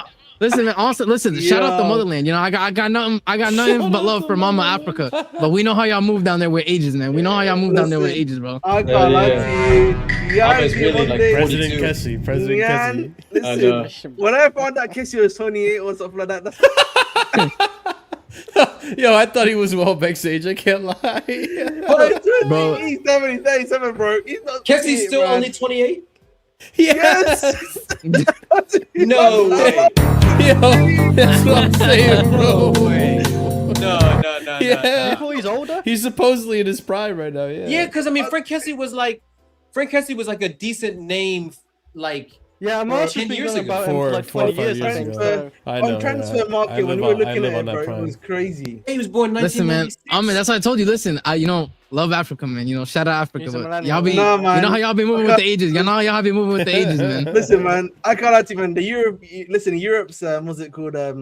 Europe's what's it called? Hospitals and medicine is. They just be writing anything down. That's facts. They be writing any shit down, bro. Just be agreeing. Everything. What's going on? Yo, I'm not gonna lie, bro. People like even with I agree with you, the Diamante thing, bro. It's like I don't know, man. You know what I'm saying? People are like Starboy. I'm like, you better put that grown man down. Yeah. Yo, that just fucked my head all up that he's still in 28. bro, man. Yeah. Bro, 29. It's crazy, bro. It is actually crazy. that's fucking nuts. But yeah, where like, I is he? like Is the he in little Saudi? He's got to be in Saudi, right? He's a free agent right now. He's a free Yeah. agent right now, actually. Yeah, he's a free agent right now. And Chelsea didn't go Yeah. for him. Dream I dead. mean, they Um, should. They should. We need experience. When's the next Because they got game? Is it Henderson, Saturday? but- Is the next game, right, guys? Yeah, we I play believe back to back now. Sunday. We have a Yeah, they Saturday, play Sunday, back-to-back. yeah. Yeah, Sundays, they play wow. back to back. You know, there's actually something else I wanted to like kind of address. Go for Well, two things. I wish Ahmed showed love to Africa. I show love to Africa more than you, Staffy. Okay, that's what I'm gonna say. You know what I mean? We know. Listen, we know we only show love to a certain part of Africa. You know what I mean? And that's the same, man. The skin color there, mate. It ain't the color that I love. Thank you. Anyway, secondly, you know, I know a lot of people have been asking why we play on these shitty pitches. Why do we have so many pre-season games? Guys, we also need to realize what is missing from our shirt right now, which means we need to kind of recoup some balance. Wait. Okay, hold on. I actually didn't realize. Ahmed, Poly Market. What we saying? Hold the fucking phone. Polymarket. Are you They got big bread. trying? Are you trying to tell me that we're trying to cut costs on the store because we don't have our fucking Not cut shirt? costs. No, Not cut no, costs. no, We're no, trying to it's get more opposite. money. We're trying to get more money on the strip to actually get some of the money we're losing from the front of shirt. That's the whole reason why we're playing on some of these pitches, bro. Why do you have so many games compared to We are. like, you know, the average pre-season should only be like something like 4 or 5 games max, bro. I think we're playing like 8, 9 matches of pre-season. Bro. We're like enough. double the amount. So clearly we're doing it.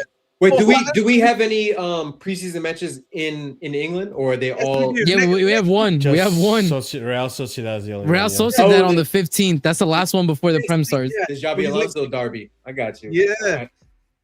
All right. So like clearly, you know, we're trying to, you know, recruit as much money as possible. I don't know if you've been seeing what we've been doing, the tour of the players going to different places, doing fan events.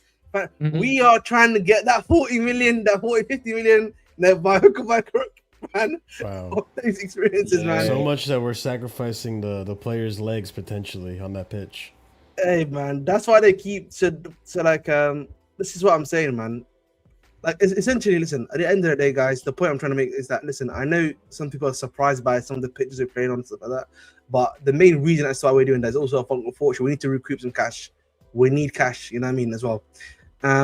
But listen, one thing I will say, 3 weeks, well, it's less than 3 weeks now until the thingy starts. Do we think we're going to have all of our transfers in by then? No. Question. I don't know about. I think Not all of outgoing them. wise. I think outgoings no, but Mm. I think we're probably gonna get in the left back guy, and I feel like Alonso's gonna feel like that's Chavarria. probably the most important because I'm gonna be honest with you too, Ahmed. Like they told It us is important. by the time Enzo comes back to the team, we're gonna get an answer on whether or not he's staying or leaving. You know what I'm saying? So Mhm. When's I he, feel when's like he they're supposed to come also- back? This weekend, I'm when pretty like sure. this weekend, yeah, this weekend. I'm Oh, really? sure. And It then has to- and then it this has to be. weekend, yeah. So when he joins the team, his agent is also flying to London to get basically sorted. Either he stays or he goes. So I think if they're also waiting on that answer because that's a lot of money that you're gonna have to potentially get to use in this market. So we have to see. I feel like there's still too much up in the air. Just in terms of if you put Enzo on the market and you see that there's real interest and people want him, then you can start planning. Okay, let's say we sell Enzo for like 190, not 100 to 90 to 100. Now you have to start looking at okay, where can we spend it? You know what I'm saying? Yeah. So I feel like in terms of incomings, Ahmed, it's in the air. I feel like Do if you- Enzo stays though, that there's not a lot left for us to do. Yeah, I agree. I don't think we need to bring in any more attackers. I think No. the only two Agreed. positions is center back and because I'm assuming the left back is already here. Like I'm assuming Yeah, I would say that's- I would say center Sure. back and center mid. That's it. yeah. Because and then depending on also again another thing that we have to wait for, depending on what Xavi decides to do for goalkeeper. Let's say he Yeah. says I don't like Yeah. Sanchez, you got to go. Yeah, then It's we looking then we a lot more then we, likely he's staying. then we just like we literally need like a body. Yep.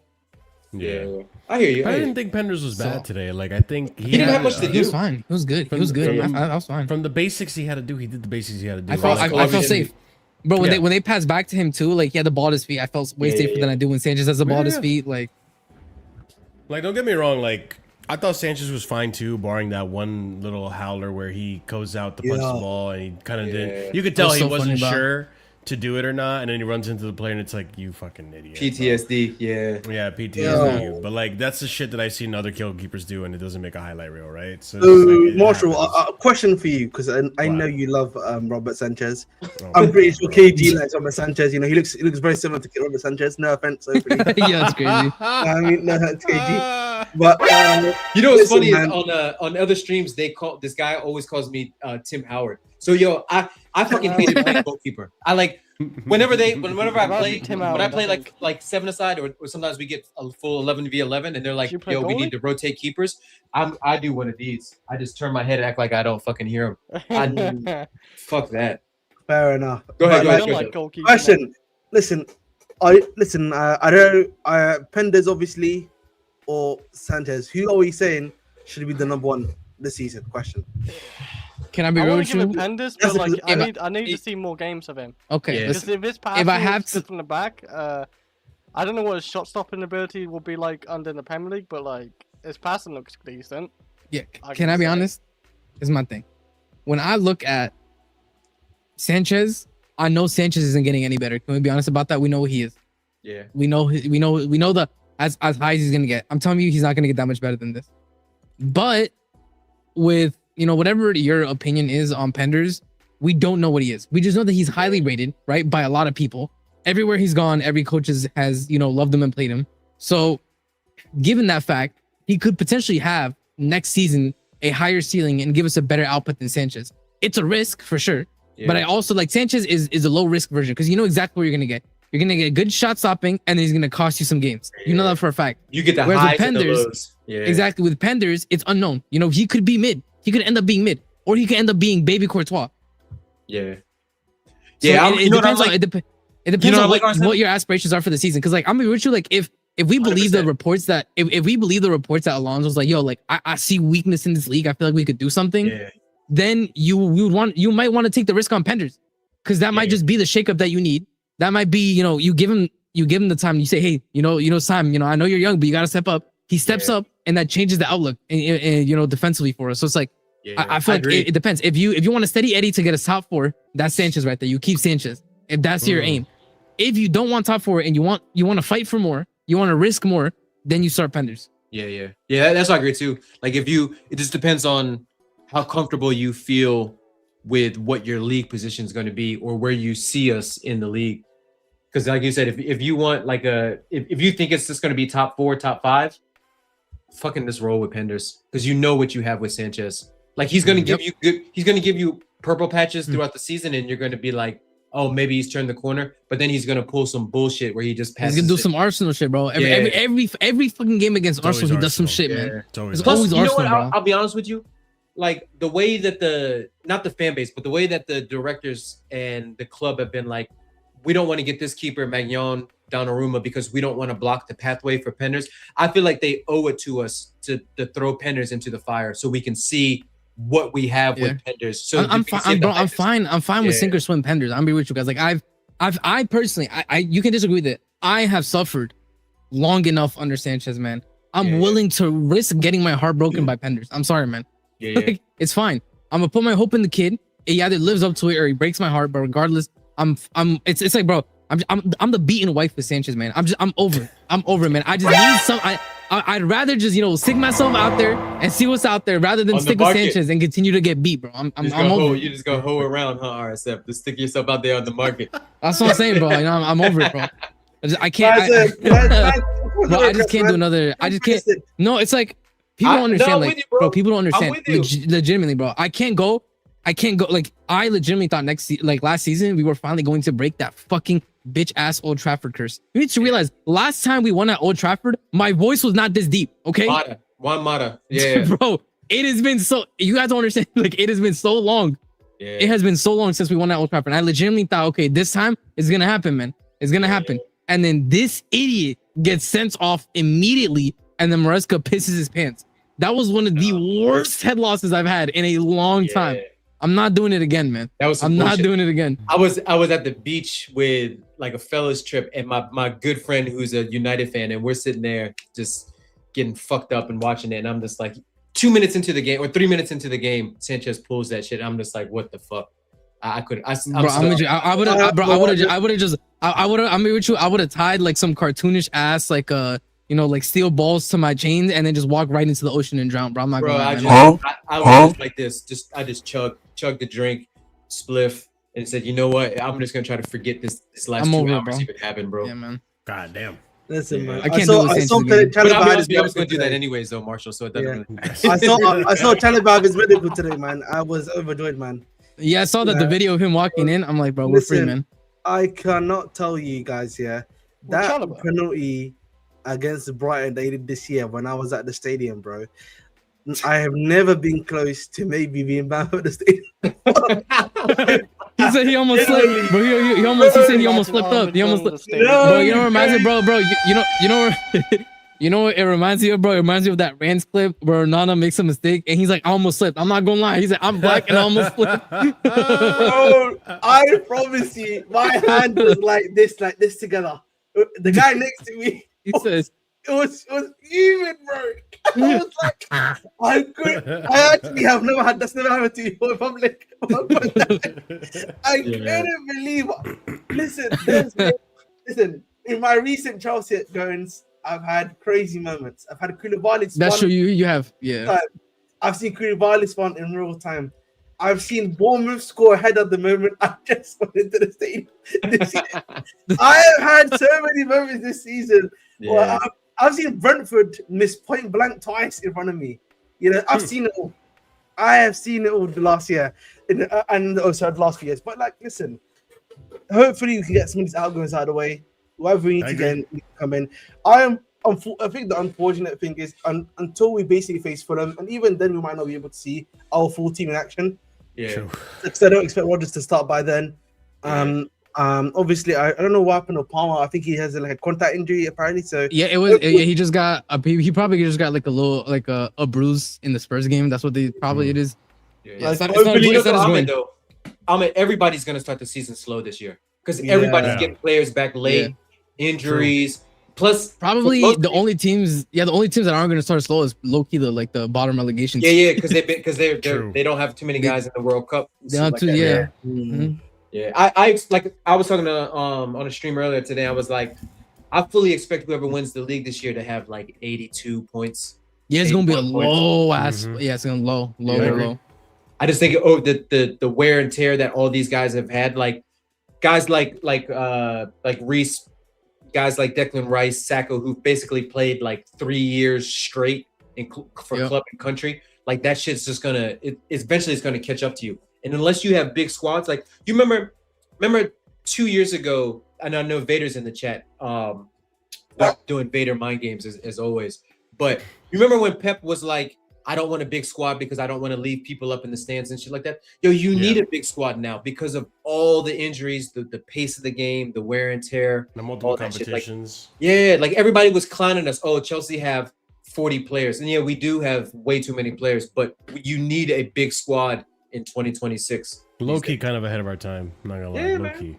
We were even with the young transfer even bullshit, with the with the young kid shit. Everybody doing it now. Don't get me wrong, like we took it to the extreme, and like we should be like the case study of don't do this. But at the same time, everybody's shopping in the 18. Everybody's shopping. And by the way, everybody like every big team is now doing like one 16 to 18-year-old every window now. Every window they're bringing one in for the future. Everybody's doing it now. 100%. Well, yeah, I mean, it's 100% because of look at the price now of players in general. Like, and the thing is, like, luckily we have established, because like as much as people want to say, like, and people say this all the time, by the way, why do these young players keep signing for Chelsea, etc. Bro, we took Santos out of the fucking second division of Brazil, bro. Yeah. And now he's playing for Man United. Might be a starter. It's like, bro, like we changed that kid's life. Let's be honest, we changed that kid's life, and we've done it again. We took same thing with Penders. We got him when he was super young. We did the same thing with got like Derry. We took him out of Palace's thing was like, you know what? God, what was I'm forgetting the keeper's name, bro. The one that went to Strasbourg and we sold him. Oh, Petrovic. Same thing we did to him. Petrovic. We did the same thing to Petrovic, bro. Let's be honest. Petrovic was never getting a move like he did before. Yeah, we took him from the MLS. So it's like we didn't save Cassidy. Did we save Cassidy? No, but Cassidy was shit. We can't do nothing about that, man. So I mean, we can't do nothing about that.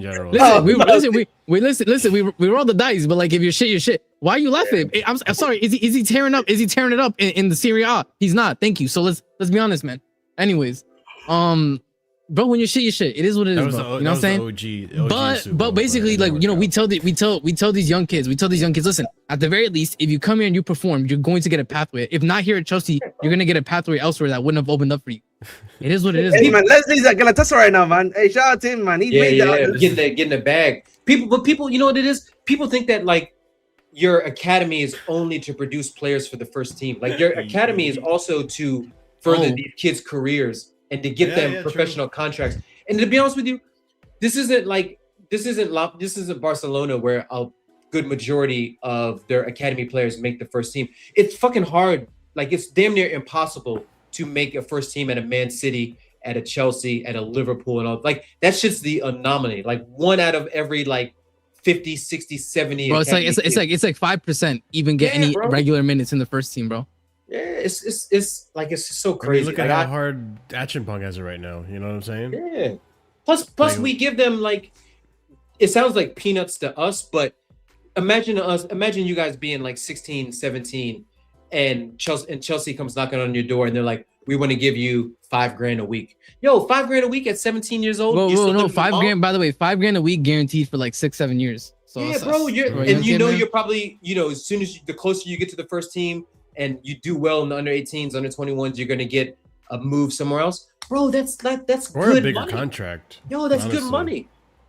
Because like if anything, Blueco have a track record of if you do well, you get a better contract. Yeah. Look at Caicedo last season. Look at João Pedro this season. Caicedo, João Pedro. Plus, there's no even Cucurella got one. He didn't re-sign. He didn't extend, but he got the pay bump. But this is why we have incentivized contracts, even though people were. Everybody but Enzo, but it's like it's because Enzo's already on what everybody else got bumped to. Enzo got. The thing is, RSM is like I don't even think Enzo is so much like we're not willing to give him a better pay or a bonus. Like I just think he wants the money that he sees his other compatriots making, like Julian Alvarez and motherfuckers like that. You know what I'm saying? He wants that kind of money, and it's like, all right, listen, bro. But let's be honest though. You're let's be asking honest. for right more now, money than Reese right now, bro. Take away. By the way, take away Rodri. Right? Take away Rodri. What other center mid is making fast stacks right now in the Prem outside of City? Like what? Declan Rice, who's now a Premier League winner. What's Bruno? What did they say Bruno is going to be on for Arsenal? Anybody seen it? I mean, no, they haven't. It's undisclosed. We don't know it yet. Yeah, but no, you're right because Liverpool doesn't have. Oh, what did Gravenberch get a bump up after they won the league? I can't remember. No, I don't think so. Yeah. I can say capology, but None I of think those midfielders on United, apart from Bruno, which I'll be honest with you, I don't even consider Bruno. Like I don't consider. I don't consider Bruno. I consider Bruno like part of the attack. To be honest, Yeah, I do consider too. him as a midfielder. Yeah. Yeah. You're right. You're right. Not that many. I mean, Elliot Anderson got the bag now because The only ones who get paid a lot are the ones who won a league for the team. Let's be honest, that's the truth. The only ones who get paid a lot are pretty much the ones that won a league for the team, other than Bruno. But I don't really consider Bruno a midfield. He's more like an attacker. But Yeah. my thing is Which like, is okay, crazy. this is my issue, right? If we're paying Caicedo 180, right? You say Enzo deserves it. He's the only midfielder that okay. If we're saying that, right? Caicedo is getting 180. Enzo probably wants like 120, 250 to 280.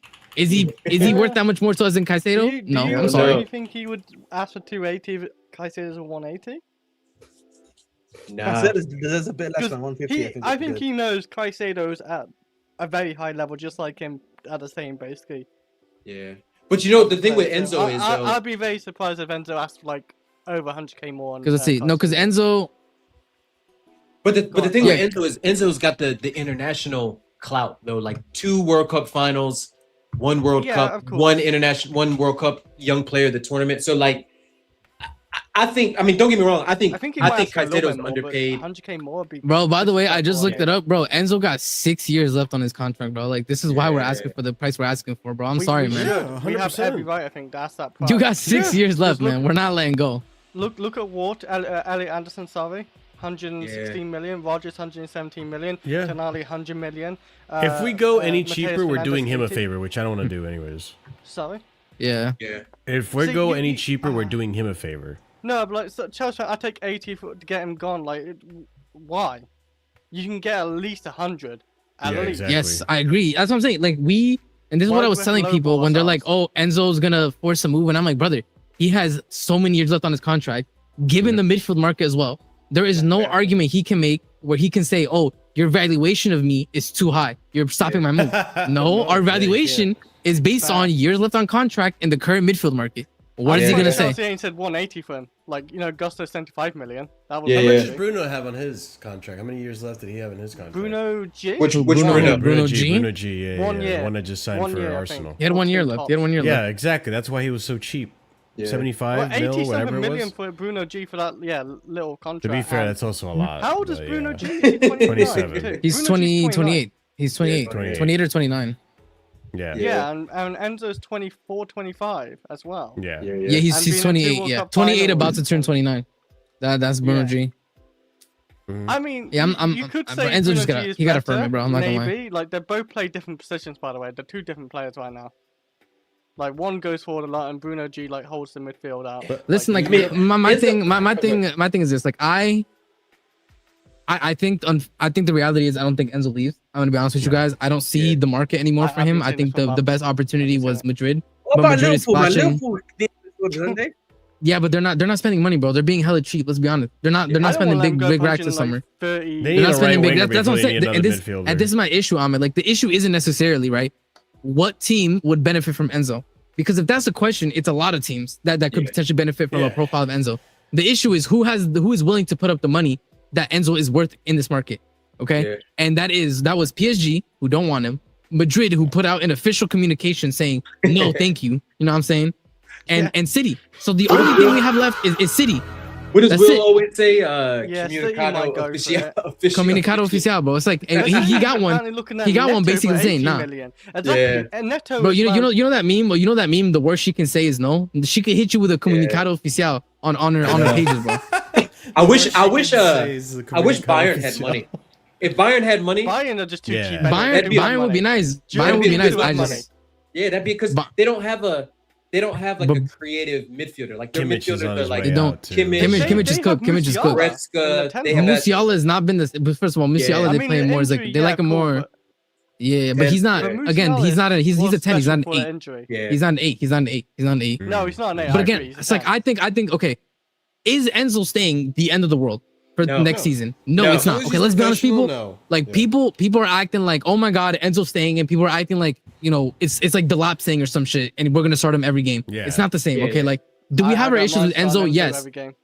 Listen, like, do we have our issues with Enzo? Yes. Is he a complete absolute bum in the Prem? No. I'm sorry, he's not. Okay, he gets GNA for us. As frustrating as he is, Yeah. And as much as he you know, is He weak can also defensively. create a lot of chances too. Exactly. He is one of our That's top chance good. Yeah, creators. he's a Like bit of a cone at times, but- our issues with Enzo, again, our main issues with Enzo isn't his offensive output. In which case, like I said, it's not the end of the world that he stays. But then it becomes, once again, the gargantuan task that every single manager has had. How do you deal and where do you put Enzo to deal with his weaknesses? Yeah. Because, and this is the question as well, like when we spoke about it, we touched on it a little bit. Okay, if we have a back five, maybe Enzo isn't as weak, or maybe, you know, we don't get killed every time he loses the ball. That's the reality. Maybe we don't get absolutely slaughtered every time he loses the ball. Bro, because now it's 3 instead of 2 when he loses the ball. If Enzo's the first midfielder we bring off the bench, we're cooking then. We're doing okay. But I don't think that's gonna happen unless we get in like a Wharton, because at that point with this price point, with the price point that we're like 100 M's, you can justify leaving Enzo on the bench for Wharton because you paid that much for him. I think I see, like, it's not the end of the world. It's not the end of the world. Like, only Chelsea fans rate him. When I'll be honest with you, like, when I look at I think he's rate better. I think he's better than Elliot Anderson. I think he's better than it's like, bro, I think by the way, I think he's better than Alex Scott. I don't understand why people are like, again, the reason why we as Chelsea fans we don't rate Enzo highly. We just know the level of player that Caicedo is, okay? And we want somebody next to him that is equally as good. That's what I'm saying. So it's like we just want somebody who is going to be a direct upgrade that's going to be able to because Caicedo, again, we've seen it before. Caicedo can play next to anybody and he makes them better. So imagine if Caicedo plays somebody his equal and they both make each other better. That is what we are aiming for. That is what we're looking for. So it's like, if we're gonna leave Enzo and then get in a fucking Alex Scott or be forced to play Lavizzi, we're cooked. I'd rather just keep Enzo. Enzo leaving is only contingent on the fact that we get somebody who we believe will be an upgrade on him. Otherwise, just keep Enzo, bro. Yeah, 100%. I don't know. Like, Alex Scott had one good season. It's literally one good season. It's legit one good season. Bro, like I thought about the other day. I feel like it's just like, oh, get rid of Enzo and get Alex Scott. The thing with Alex Scott is that he's like OD, like Cardi beats working for us, bro. Yeah. Like, he's throwing ass to come to Chelsea, and that's why Chelsea's like, let's see what he can do to lower the price. I know. Plus, I watched Bournemouth at least 10-15 times last year, like whenever they played a big club. And not only one time that I can remember versus Arsenal where I was like, "Oh, Adam Scott or Alex Scott is a baller." Every other time you're looking at Alex Scott. By the way, I looked it up. Alex Scott, and this is why I think Chelsea would fine with taking a risk. Alex Scott is on 40K a week, which is nothing, and he's gonna have a year left, a year left after next season ends. Yeah, you know, so it's like I don't know, but it's like I get why Chelsea would be there, but again, if you're gonna tell me I lose Enzo and get Alex Scott, I don't think I'm happy with that. I'm be real with you. I'll be honest. Hot take, no joke. I'm actually content with that happening. I'm content with that happening. Enzo for Alex Scott. Wait. Let him explain. I think you get a far better pivot, in my personal opinion, in terms of the stuff. Okay, I don't disagree. I think also he can play that deep flying role in the Premier League much better than Enzo. Penny? No, yes. I don't know. Like, if I look, if I look up, let me see. If I look up the comparison, I need to see, because like maybe he's right. I just haven't watched Alex Scott, so like I can't tell you. While RSM looks it up, the only thing that I think, because from a defensive point of view, I agree with you, Ahmed. But from an offensive point of view, that deep line playmaker, Enzo takes the cake. Bro, Enzo's one of the best creators numerically in the Prem. He is one of the best chase creators. Enzo has the passing ability. No one denies that, but he can't do that in the Prem. That's his issue. Yeah. But he can, but we had shit attackers every time he did. But I look at Alex Scott as like we had wasteful attackers. Like I look at Alex Scott as I see the same thing. And this is why like look, this is my issue, bro. This is Enzo's the blue, by the way. So like clearly, okay, Alex Scott's a pick. He's a way better defender. But bro, look at how less of an attacker he is, bro. This is my issue. Is like this one saying the pivot would be better, but then my issue is he's not enough in the attacking sense. It's like we're sacrificing. So it's like we're now the issue is gonna be right. If we get Alex Scott, this is my issue. Is when we get and this will be my issue with an Alex Scott. And this I felt it from just seeing like a couple games that I saw of him. This is my issue. Like, yes, Alex Scott, right, is better defensively, but then our issue is going to be now the pivot doesn't produce enough GA. Yeah. Now with Enzo, the pivot produces GNA, but now defensively it's weak. So it's like, I don't know, man. I think for me, the pivot is going to be much more balanced having both Enzo and Caicedo there. And I think Caicedo can be unlocked a little bit more in the sense that he can now also go forward too. So you can have either one or do something that I actually think having two together can actually bring you a bunch of goals separately as an overall production is much better than just having one guy doing everything for you. That's what I've always maintained, by the way. Okay. Right, but would you at least would you acknowledge though that it is a risk because Enzo has gotten us guaranteed GNA that we keep consecutive seasons. The other thing also we need to realize, and the context is not being taken, Alex Scott is not playing a 10. Enzo Fernandez for us consistently has been playing up forward in that 10 role, bro. Yeah, but if we're being fair, Enzo in the 10. No. But look, the what we're looking at right now, if it's comparing what he's doing last season, what was Enzo in that position? He was always a 10. Right. So therefore, like I think I want to see Arsenal being disingenuous, but I think we're being very unfair. I think at the time I'll be using to Alex Scott, who was having to play far deeper, having to control play, having to dictate play. That's fair. For the team too. Okay, that's fair. So let's put Caicedo in there, right? Because Caicedo would be playing as equally as deep. So let's see and compare him to Caicedo. Let's see. Okay. Damn. Caicedo's a beast. What can we say? That's what I'm saying. So this is my issue: is when you look at the key passes, it's like we are missing it. We lose a bit. Yeah. Unless you think Alonso's system is more enough to make up for it. That's your argument. But I think we probably would have better fullbacks compared to what we had under Enzo, right? Because you got Palestra now, and if Chavaria can do his thing, you would expect him to be a much better too, which would probably be adding stuff to your thing too, right? You already have like Caicedo. If you have Caicedo and Alex Scott carry the burden both together in terms of getting GNA that they need to do, and then you're adding much better attackers into the team, right? You're hoping Rodgers, Banks, Pedro. You know what? So then let me ask you this. Let me ask you this question because I think it's an interesting question. Then so let's say Enzo stays, but you get to bring in one more center mid, Alex Scott or Wharton. 100%. Well, I'm asking Ahmed because it looks like Ahmed wants somebody more defensively minded than because I think maybe like Wharton. I don't mind having defensively minded. Artem, which one is Wharton on there? Green? No, Wharton. That's Caicedo. That's Caicedo. I can put in Wharton. I can put in Wharton. Let's see. Yeah. I throw Wharton in there. Okay, see, that's what I'm saying. You put in a Wharton to Caicedo, it's looking like it cooks. Yeah. So if Enzo were to leave, I would prefer Wharton because I feel like Wharton can suit more of what Enzo does. And you know what? By the way, Wharton straight up like about hesitation because like Wharton for Enzo. He's only had one good season as well. And I feel like he's had. I feel like he had 2 good seasons. That's what I'm saying. Yeah. Because look, and by the way, when you look at the, let's say you put Wharton Caicedo, what is his pivot? We got carrying, but you know what? Now we have Rodgers and Palmer as double 10s that do a lot of the carrying. Yeah, exactly. So it's like, that's what I'm saying. Like, yeah. Exactly. So it's like for me, that's what I'm saying. I think Wharton Caicedo would cook, bro. I think he would cook. Plus, you know, the thing that people don't realize is like or forget is Wharton's so young. Like he's gonna develop other aspects of his game. But that passing and that pass, you don't. Especially next to Caicedo, bro. Caicedo is a baller. These guys, I feel like would bounce off each other so well, in my opinion. Yeah. Bring me. I'm all for Wharton.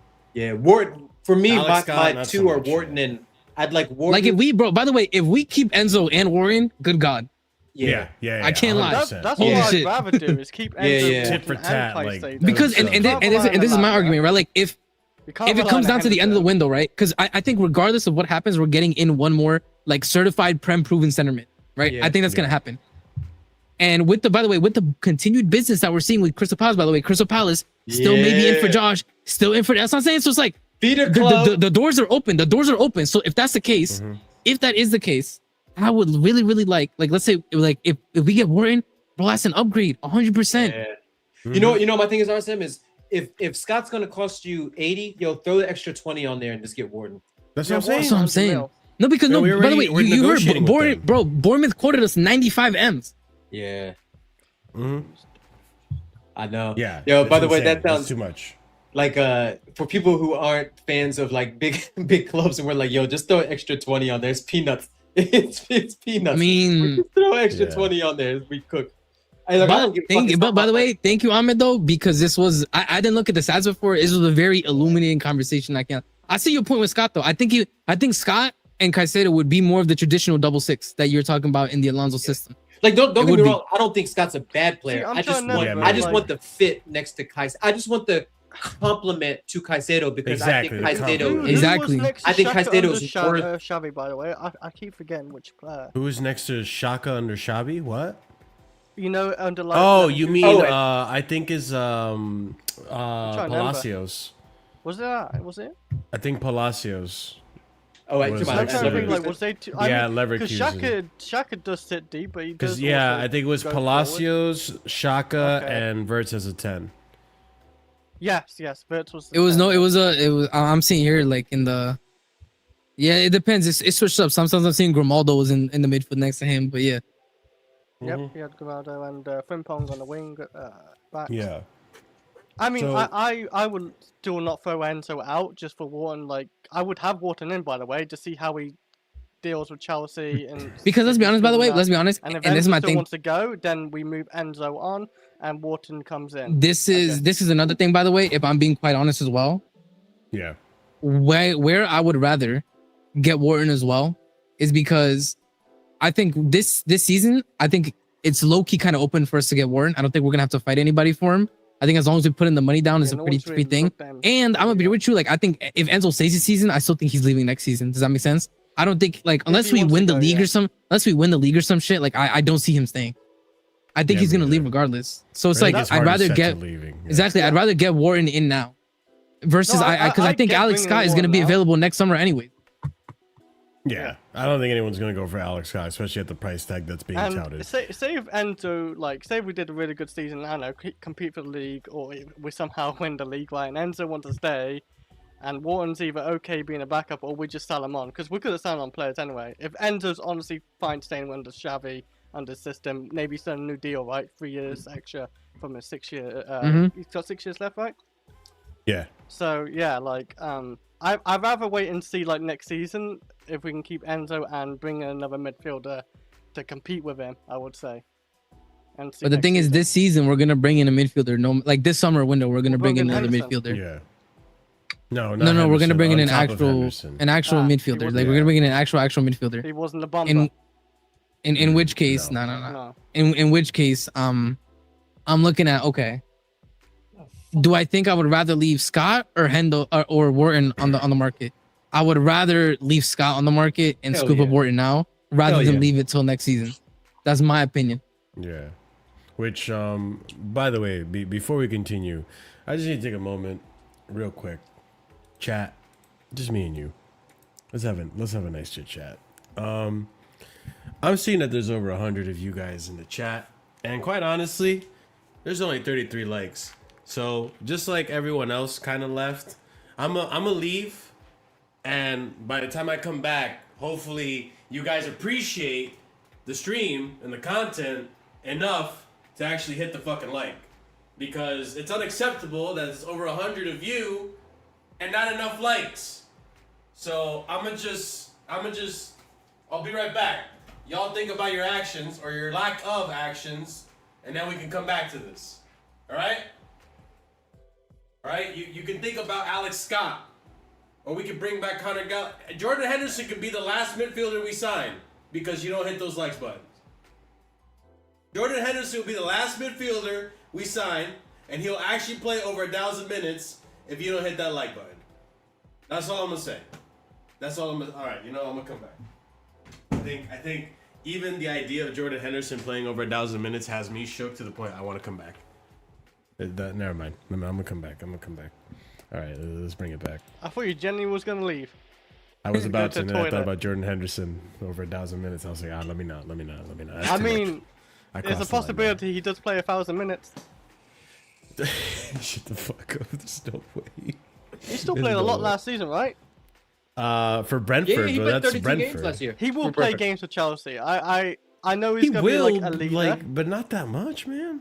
What are we talking about? Again, I if reckon we be get around the 500 to 1,000 look mark. at the if fitness we- record of Caicedo and Enzo. They barely. thank get you. I was hurt. about to They're say these durable guys as don't shit. in this game.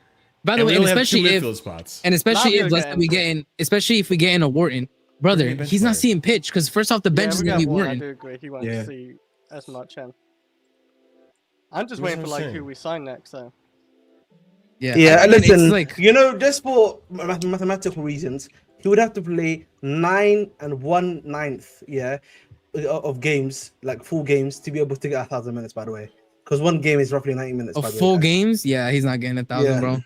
So he has to at least play 9 Hey. 1/9 games. Who plays a full 90 first? Jordan Henderson or Lavia? oh, Henderson. Henderson. I reckon Henderson. Henderson. Yo, Henderson. if Jordan In Henderson the at Carabao FA Cup 35 game. comes in and plays a fucking full 90 before Lavia, Bro, work him from the home is fuck not out of work from home is not playing a Eliminate full his 90, man. contract. Wait, do That's you guys reckon literally Lavia plays full Thanos 90 snapped for his Henderson? contract.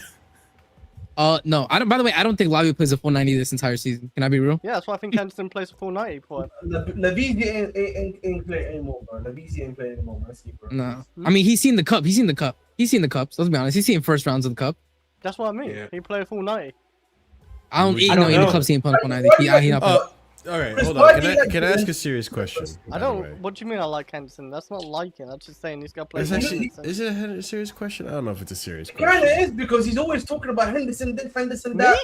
Yeah, Me? bro. Like, bro. Apparently like, me. I like Henderson Oh, so shit. much. I talk about him all the time. You know. This is news That's to you. me. That's you Yeah. too. That's you. I like is it Mudryk. because? Hey, is it if you want to say I because glaze he's English? Mudryk, fair enough. Yeah, but but he's like English, bro. Henderson, You do glaze Mudryk. yeah. Yeah, I don't know. I That glaze was a weird Mudryk. one.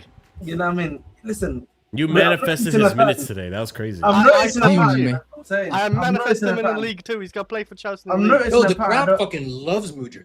Like when he got Bro, on, they That was popped. actually They popped. That was crazy, That bro. was They Yo, popped. even That in was the nuts. if you The like if you got standing Yeah, he ovation got a of bigger pop Mudryk in, is crazy, bro. He Yo, got a have you bigger been pop seeing in the- Jackson. Jackson's Yeah. return. have you been seeing the training videos that like people like randomly post on Twitter? Like when he scores in training, yo, the crowd goes fucking nuts. It's unreal, yo. It's He's actually absolute- likable. A lot of people like him. Even some rivals I talk Yeah. to like him for some Bro, reason. KG, you know But what? You know then why they- though? KG, but you know why? Wow. No. I mean, I don't know if you're going this direction. You know why? Because he was hanging out in the pub with the fucking other Chelsea fans. He wasn't able to fucking pee on the pitch. He's like, I'm gonna get a pint for everyone in here, bro. I was gonna go differently. You know what, man? I don't think you know. Mm, Still got that pace. Those fans, Mudryk those showed fans up though. more, yeah, I agree. He was You know what it is? noticeable. Those fans though. I don't know. Those fans aren't real fans, you know, man. They're not the locals like me. Oh, here we The go. locals like me. Here we go. man. I mean, Bro, Hey, you know what? listen. I'm not gonna go there. I'm not yeah, gonna it is, bite. man. I'm not Listen, biting. you know what I'm I'm not gonna say, biting. man. Have they been to Stamford Bridge? Let's ask the real questions, man. Let's ask the real questions. Have they sat in the Matthew Hard and lower? Let's ask Wait the a real minute. questions. Hold on. I just thought of something. I don't know why in the 4 or 5 years I've been streaming with Chris, it never occurred to me to ask them. Chris, have you ever been to the bridge? Yes. I've been. Oh, I've okay. Been, Okay. I've been to actually away. It's funny.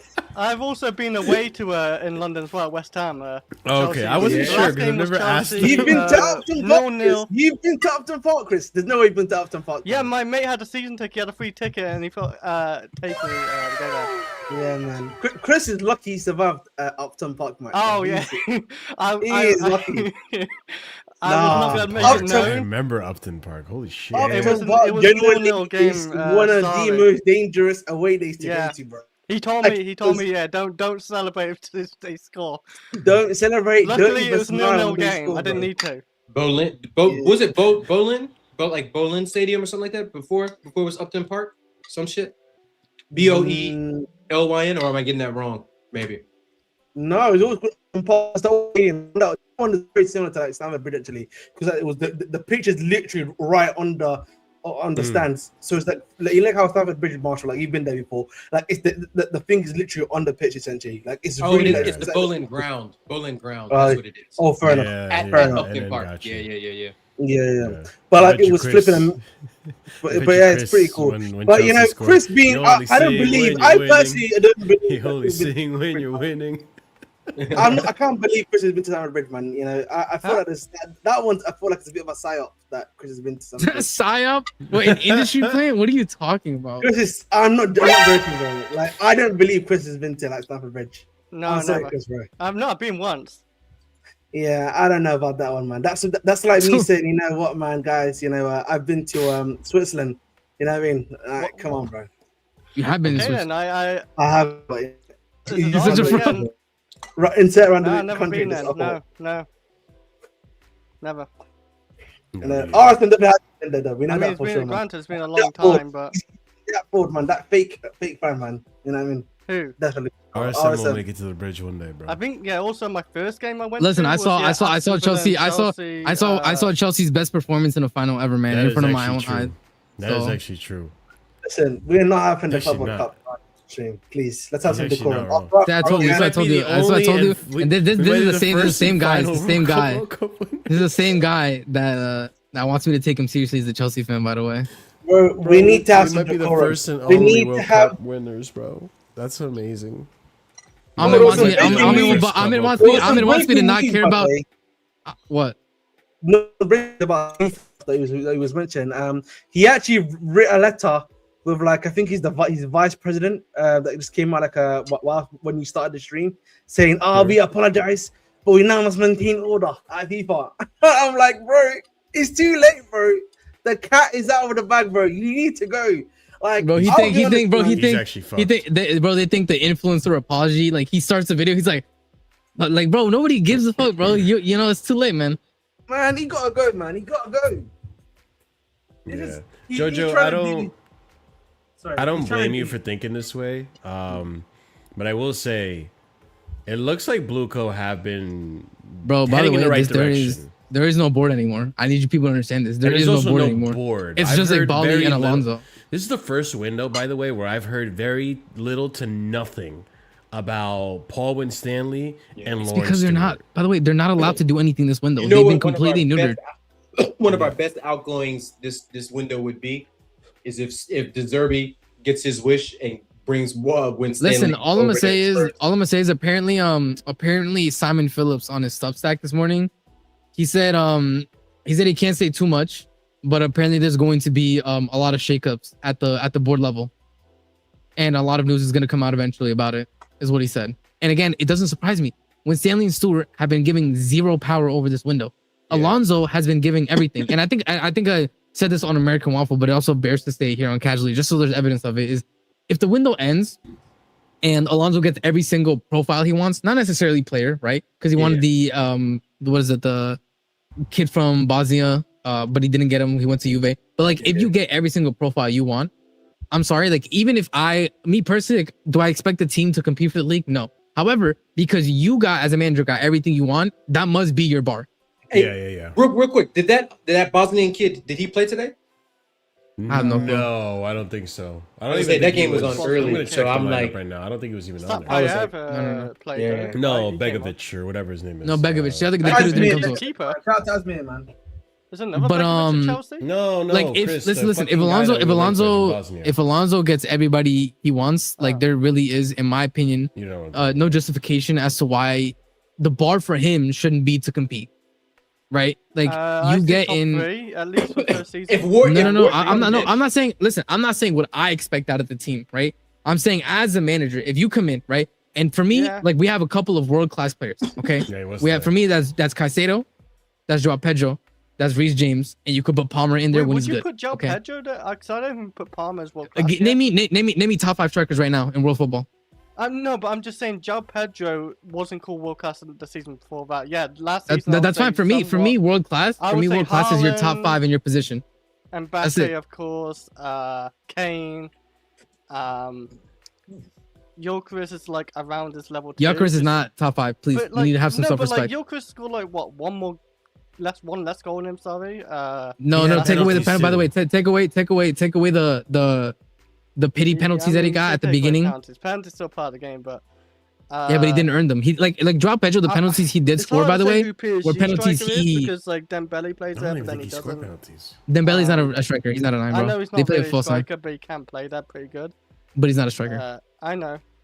And I say like Lewandowski's like past it now. You can't really say No, him. but he's in MLS. Like Yeah, you're bro, saying strikers world are- class, strikers this is are why I say the terrible. market's kind of dead. That's what I'm telling you. Joao Pedro is, could have been there, but Osimhen's kind of fallen down. bro. He doesn't even get levels. numbers in Turkey. Let's be real. So yeah, he's just playing for me, Joao People still Pedro's want top him, by 5 the in his way. position. For me, Joao Pedro is top 5 in his position in the world. So for me, that's when you're world class. You can argue, Yeah. has the bar lowered from world class of Yeah, 10 yeah, years yeah, ago? yeah, yeah, It has. I don't care about that 100%, combo yeah. though. Yeah. Like you were Yeah. like if the bar is lowered, by the way, then that means the players that you say aren't good enough are now good enough, are better than everybody else. So it doesn't matter. It's all relative. Is the bar lower overall? Yes, but it's also relatively lower for everybody else.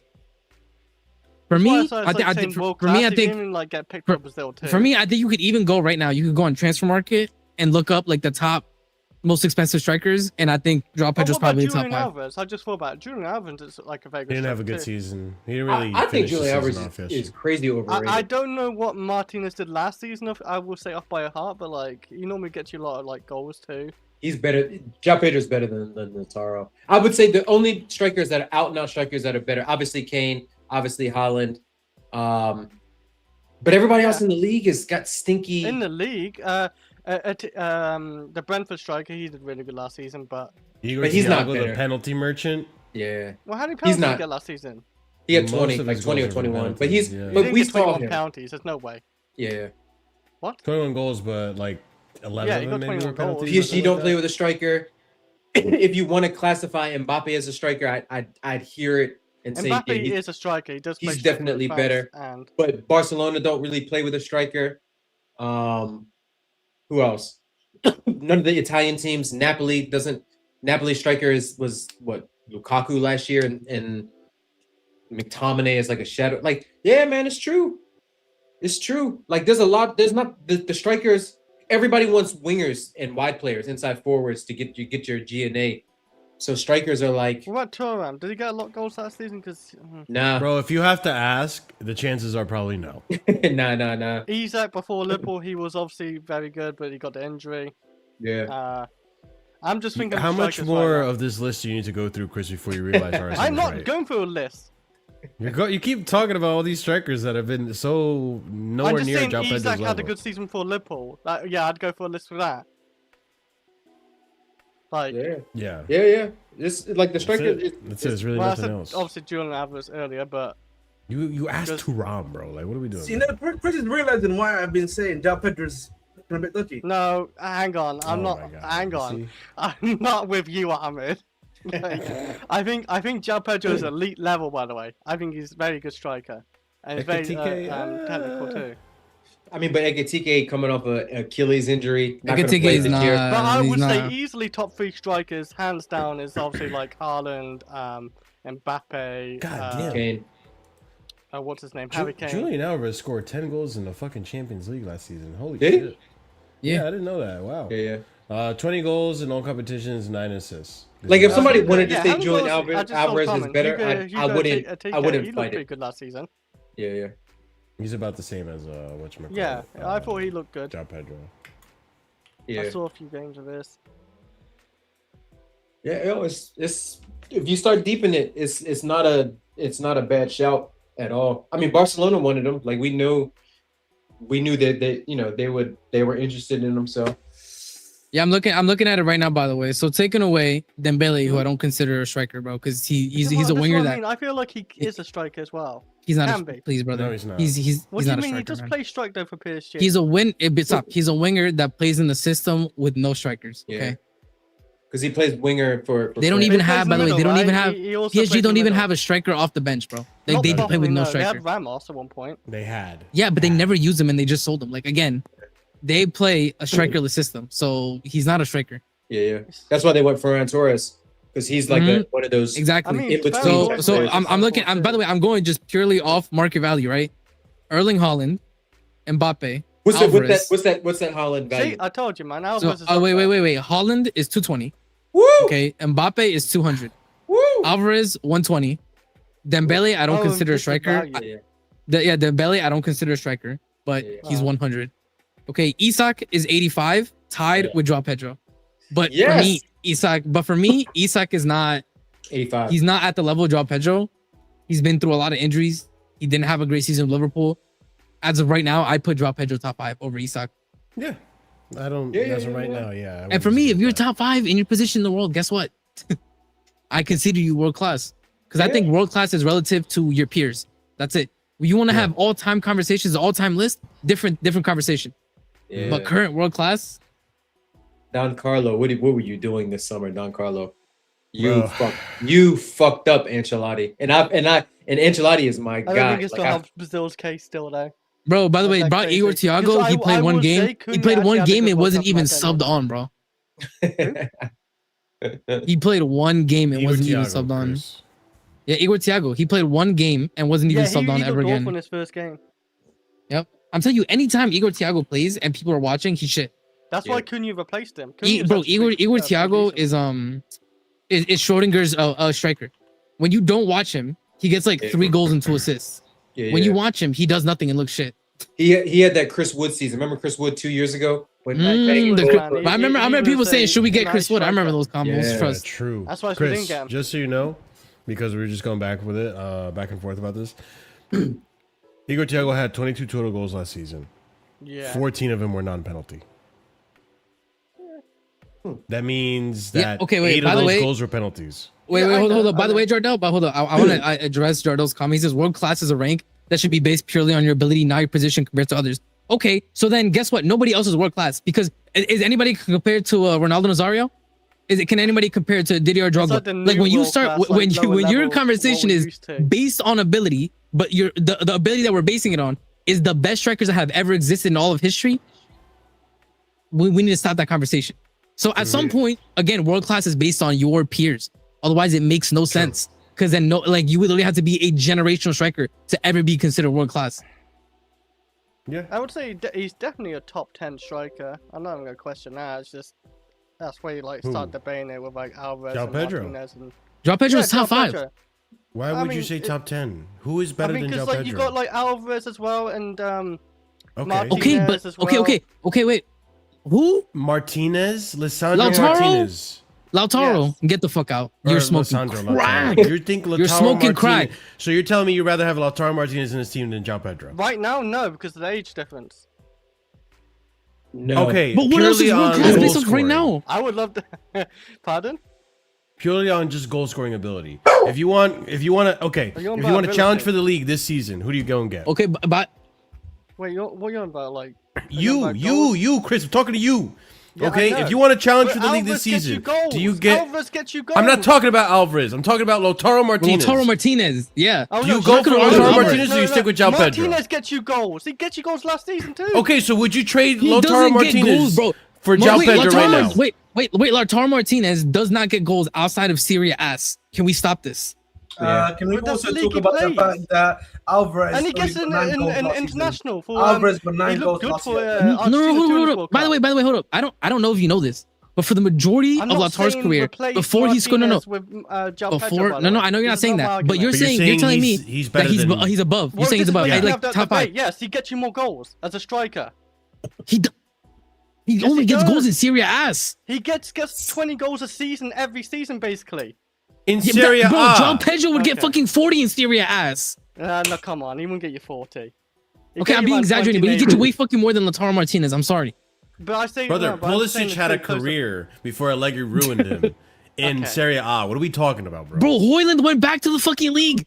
Thank you, Hoyland. Who's the Hoyland actually- wait, Hoyland who's the McTominay. United guy? Who's the United guy that went to Napoli? I'm forgetting his name. I'm just McTominay, saying. by the way, McTominay became an Martinez- actual god at Napoli. Martinez even for Argentina this World Cup was actually pretty good as well. No, bro. By the way, Yes, he was. When he came okay, off no. Alvarez, he actually looked better. No. He did better than Alvarez, but Yeah. Alvarez was dog shit. Martinez was mid. This brother literally scored a penalty and had to shake salt off of himself.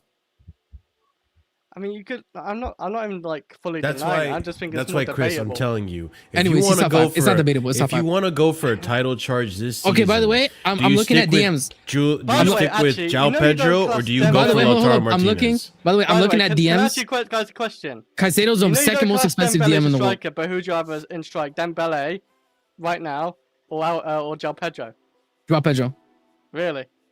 At striker, bro. I'm telling For you a right now. striker, yes. Dembele at striker in the Prem would Dembele get in fucking any eaten system up. that is not that Enrique system is not a Yeah. good striker. We need to stop You this. don't reckon? No, that's like Dembele's No, not I even don't a fucking reckon. Dembele's He's a not fucking even a twig. Dembele's He not only even a works in striker. Enrique's Doesn't matter if he's system. a twig. Yeah, because Yes, it he does. only works. He only works in So you're Enrique's saying you have system. to be what buffed up as a striker only? I'm not saying you have to be buffed up, but he's not even tall. He's fucking small and skinny. He's a winger. No, in I'm the pretty Prem, sure Dembele's you like need to 5. be. In the You, Prem, like- he would be a winger. He wouldn't be a Yeah. striker for us. I mean, for Chelsea, Shh. buddy. In the He wouldn't Prem. be a striker. Not you, Chris. I was shushing my dog. I'm debating it because like you got. No, even your dog, even KG's dog has had enough of your waffle. KG's Chris. dog, Even KG's dog trying to chip is like, what the fuck are you talking about, bro? Is he waffling, buddy? Who's Is he been like yeah, he's get in the talks of Ballon d'Or in strike, basically. He said the spaghetti, bro. Yeah, but we need to. Okay, but again, we need to be honest. In the same way, when Barca was playing Messi false nine, are you gonna tell me Messi's a striker? That Messi as a striker would be better than Didier Drogba? Can we be honest for a second? It's the system that he plays in. Listen, you need to understand. I think Chris has rage baited enough, man. This is Chris's playbook, man. No, I don't think He's rage baiting us. Yeah, I don't think he's rage I baiting think us. he's actually serious. No. With the Dembele one? With the Lautaro one, I think it really. The Lautaro one actually- pissed me off. I'm not gonna saying lie. it's The Lautaro one debatable legit because like he gets you goals. It's not debatable. It's not debatable. That's why I Lautaro, asked you, Alvarez Chris, as a if you want to consistent go guy for who a title charge. No, this we're not season, talking about do you Alvarez. We're stick talking about with Lautaro Martinez. I don't With know. Alvarez, we agree there could be a debate you could have. I would keep João Pedro still, but like it doesn't Exactly. matter. So you don't. So based on your Because own, they're very similar you- in like but level, I think. they're not. They're not. They're not. They're not. Okay, cool. They're actually not. You know what? Lautaro only gets. I mean, 20 Lautaro's goals when won he's playing leagues, with a though, striker no? next to him. Mhm. Like when if you Lautaro's put won leagues. Lautaro, if you Who would put you rather Lautaro have?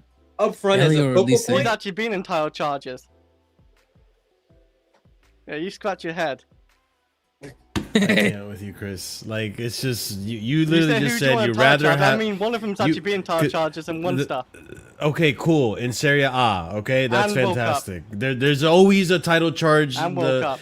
No one can defend the title And stars in that for one. World Cup. In World Cup, bro, I don't give a fuck.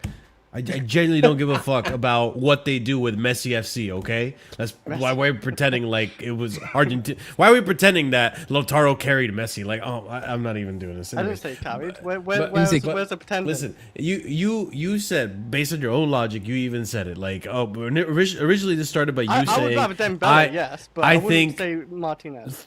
whatever. We don't count Dembele as an actual like traditional I striker, mean, he's but been like strike a lot. when false nine. But when you look at, for example, when we asked you, hey, who is in your top five, and you say Lautaro is above João Pedro, and now you just said you rather João Pedro than Lautaro. I say it's not debatable. I It's not kept saying, debatable. I didn't say Or he's ahead of you still have him. that list up? I said You still have like that- yes, he could be Well, top five, which but I one? said definitely top 10. That's what I said. Transfer value for strikers. For strikers, yeah. Who's I under look at the value, JP? Who are the couple names? Who's under that- JP? So, who's under JP? Ekatike, Osimhen, Cunha, Sesko, Krupi, Gyökeres, Igor Thiago, Harry Kane, Hoyland, Alvarez is up there, of course, Havertz, because he's- Havertz? Fernando Torres, Wout Mate, Thuram. That's top 20. Havertz got goals. Yeah. Yeah, that's sneaky. That's sneaky. Because for me, hold up. This is for me. This I is my wanna see top what five. This also is my Isak top five. does This is again, my because, this Isak before was quite good. this is my top It's five. just Okay, that I would do last season was Holland, also injuries. Mbappe, Alvarez, Harry Kane, João Pedro. That's my top five. I think it's valid. Harry Kane. Yeah, Wait, it's not bad. where's João Pedro? Fifth or fourth? Sorry. fifth. Fifth. I'd have him fifth. I mean, I'm not even like fully like disagreeing with it. Like he had a very good season last season, and I really like João Pedro. It's like feels like I'm attacking João Pedro because I really like Chris, who is your top five strikers in the world right now? Name them. I mean, obviously, I would Actual say strikers. Dembele doesn't count. Why doesn't Dembele count? Because he's not, a striker. Okay. Would you call Messi a striker because he played false nine at Barcelona? Be honest. No, tell me that right now. Answer that question. Answer the question. Would you call Messi a striker because he played false nine at Barca? I mean, Messi could play striker, but not primarily striker. He's not. So you primarily just said it. striker. He's not primarily. You a just said it. He's No, not. But in the system, I hold up, can in the terms understand of the system, he plays in between the wingers. But Messi literally, like again, the term false nine came out of what he was doing. That's what Dembele is doing. They're playing a strikerless system, but he's really a winger. Chris, your top five, please, sir. Okay, well, I would say for last season, right? Yeah. Harry Based Kane. off last season. Harry Kane, Okay. probably. But then you could say, well, he scored 70 goals. Bundesliga title, so not 70 goals is still mad. Yes. Haaland, Mbappe. Yes. Okay. Who else I want to say? I can't say Dembele. Dembele's been fourth in my mind for so ages, but like, Alvarez? Sure. Yeah. This is where it gets tricky. It's João Pedro or Martinez, maybe, because you don't allow me to do And that's where we Dembele. have the argument. See, I had Dembele originally top five, and then maybe Martinez and João Pedro fight it out. Like maybe, you know, João Pedro edges it. Yeah. That's where I was coming from. So I'm gonna Based say on your- João Pedro because I can't bother to fight. Okay. No, Chris. Based on your logic, Chris, there is this comment here kills me. Neto's a striker too. No, I mean Neto's a better striker than Delap, that's for sure. I mean, that's Fair a low enough. bar. Yeah, that's a there low you bar. go. By the way, so I Lap is just barely a striker, bro. okay, I just looked it up No, because he's I not. wanted to substantiate, right? And okay, because there was a comment that said the only world class player we have is Reece James. Okay, so we just went through the list of strikers. João Pedro is clearly top 5. Okay. Yeah. Now so going away from just a striker position. Okay, when we look at defensive midfielders, Caicedo is number 2 in the world for most expensive. The Who's only more? one is Vitinha. Rice is Oh, characterized more as an 8 in transfer market. He's seen as more of an 8, not a DM. Yeah. Yeah, Vitinha would be the most. Vitinha's the only one ahead of him. Okay. Do the 8s. I'm wondering where Enzo is on that list of 8s. Oh, On the 8s, God. yeah, I'll look it up. He's But then, by the way, okay, then Top I looked five. up right backs. Reece James is tied for 3rd with Trent, Koundé, Reece James. That's top 3, and then above them Wait, is Trent's Timber up and there still? Hakimi. Yo, I'll be Trent's up honest with there you. There's no. If people say that Reece James is injured, Timber is just or injury prone. Timber is just as injury prone. Yeah, he just prone, injured If prone. not But more. it just goes under the radar because Arsenal just play well without And him. Hakimi's facing a Yeah. rape And then hold up, and then So- I also looked up. Okay, so that was again. So that's right back, right? That's right back. That's DM that I said, and striker. Now I looked up attacking mids, right? Attacking mids. Oh, In Palmer's terms of got most to be top expensive, 5. in terms of most expensive, number 1 is Jude Bellingham, 160.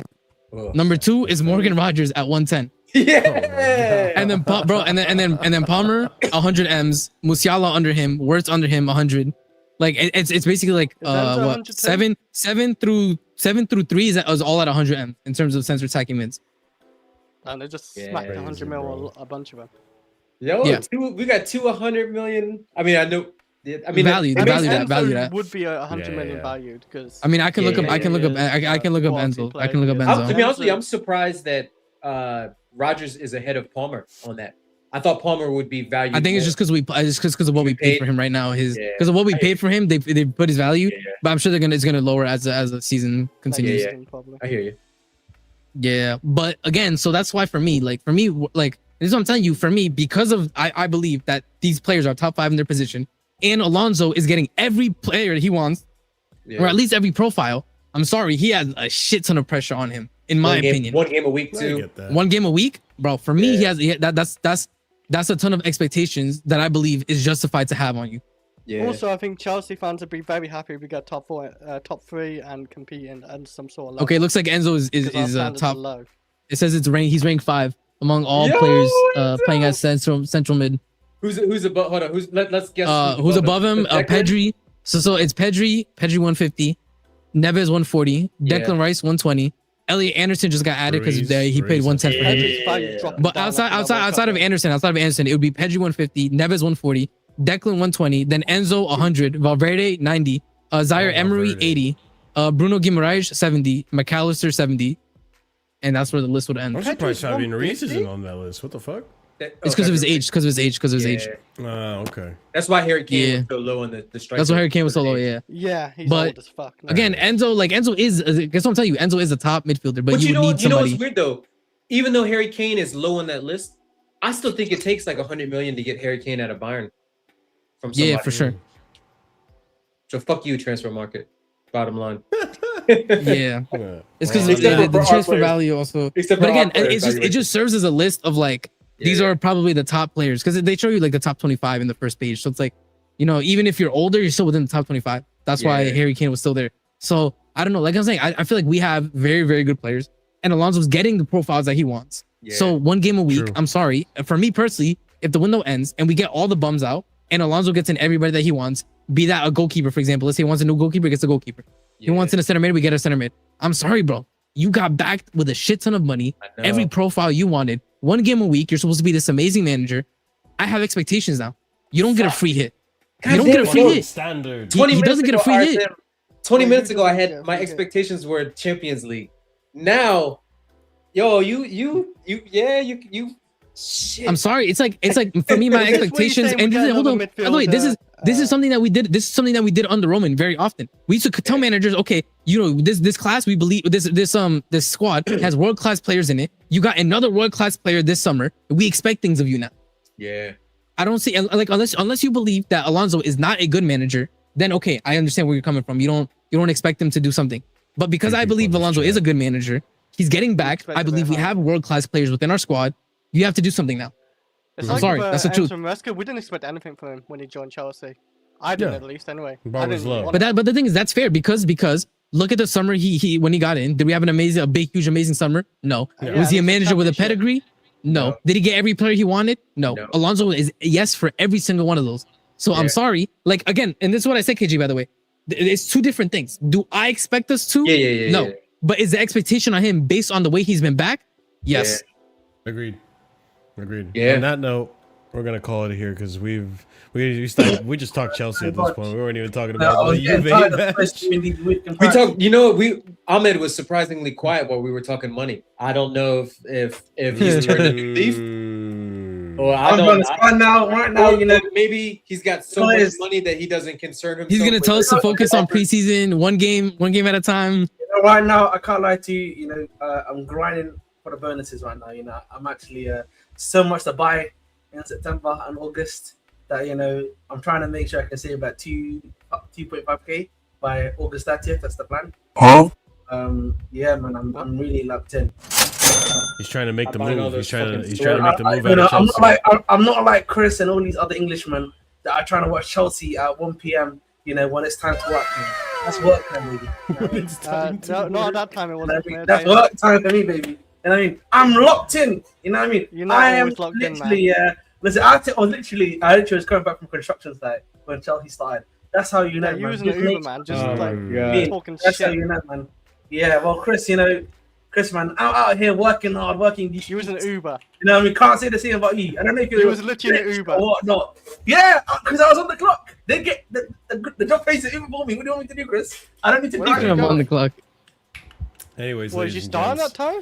No, Yeah, he's I was not. no. He's I getting already old. started early, bro. I started at 8 a.m. All Yeah, right, I mean, I got back at 1. folks, we are gonna close it out here because I have to go and do errands. But this will be the last stream until next Wednesday. No. This will be my last stream until next Wednesday. Next Wednesday, I'm assuming either I'm going to do a Chelsea hour or I'm going to be doing a Casually Chelsea show just to catch up on anything I miss out on. Maybe we sign a midfielder while I'm away. But we'll see. I'm gonna miss the AC Milan game. I'm gonna miss I don't know. What We the need other to team's defeat name MRM is. terrorism, bro. I'm gonna miss true. the Sunday game for sure. I am myself. Yeah, so Second I'm half gonna of miss the a few of the season. games, but by all means, guys, if you haven't already done so, on your way out, smash up that like button. We're gonna raid out to Wob Sport. Joey's on right now, so go ahead and show him some love. Copy and Big paste up, that Joey. raid message so you know where you're coming, where he's the raid's coming from. Subscribe if you're new here because we are trying to get over the 5K. We're almost at 4.1, so that'd be great if we can get that 4.1. That'd be amazing, actually. So big up, keep showing the support. Memberships, so there's 4 different tiers of membership starting at 99p, and if you are a proper casual and higher tier member, you get shout outs at the end of every show, and that's gonna go out to A Solomon, EE, and Adrian. Big up to you guys for the support as always. Go show Joey some love, and until next time, chat, stay casual. We'll see you on Wednesday, and as always, Good night, guys.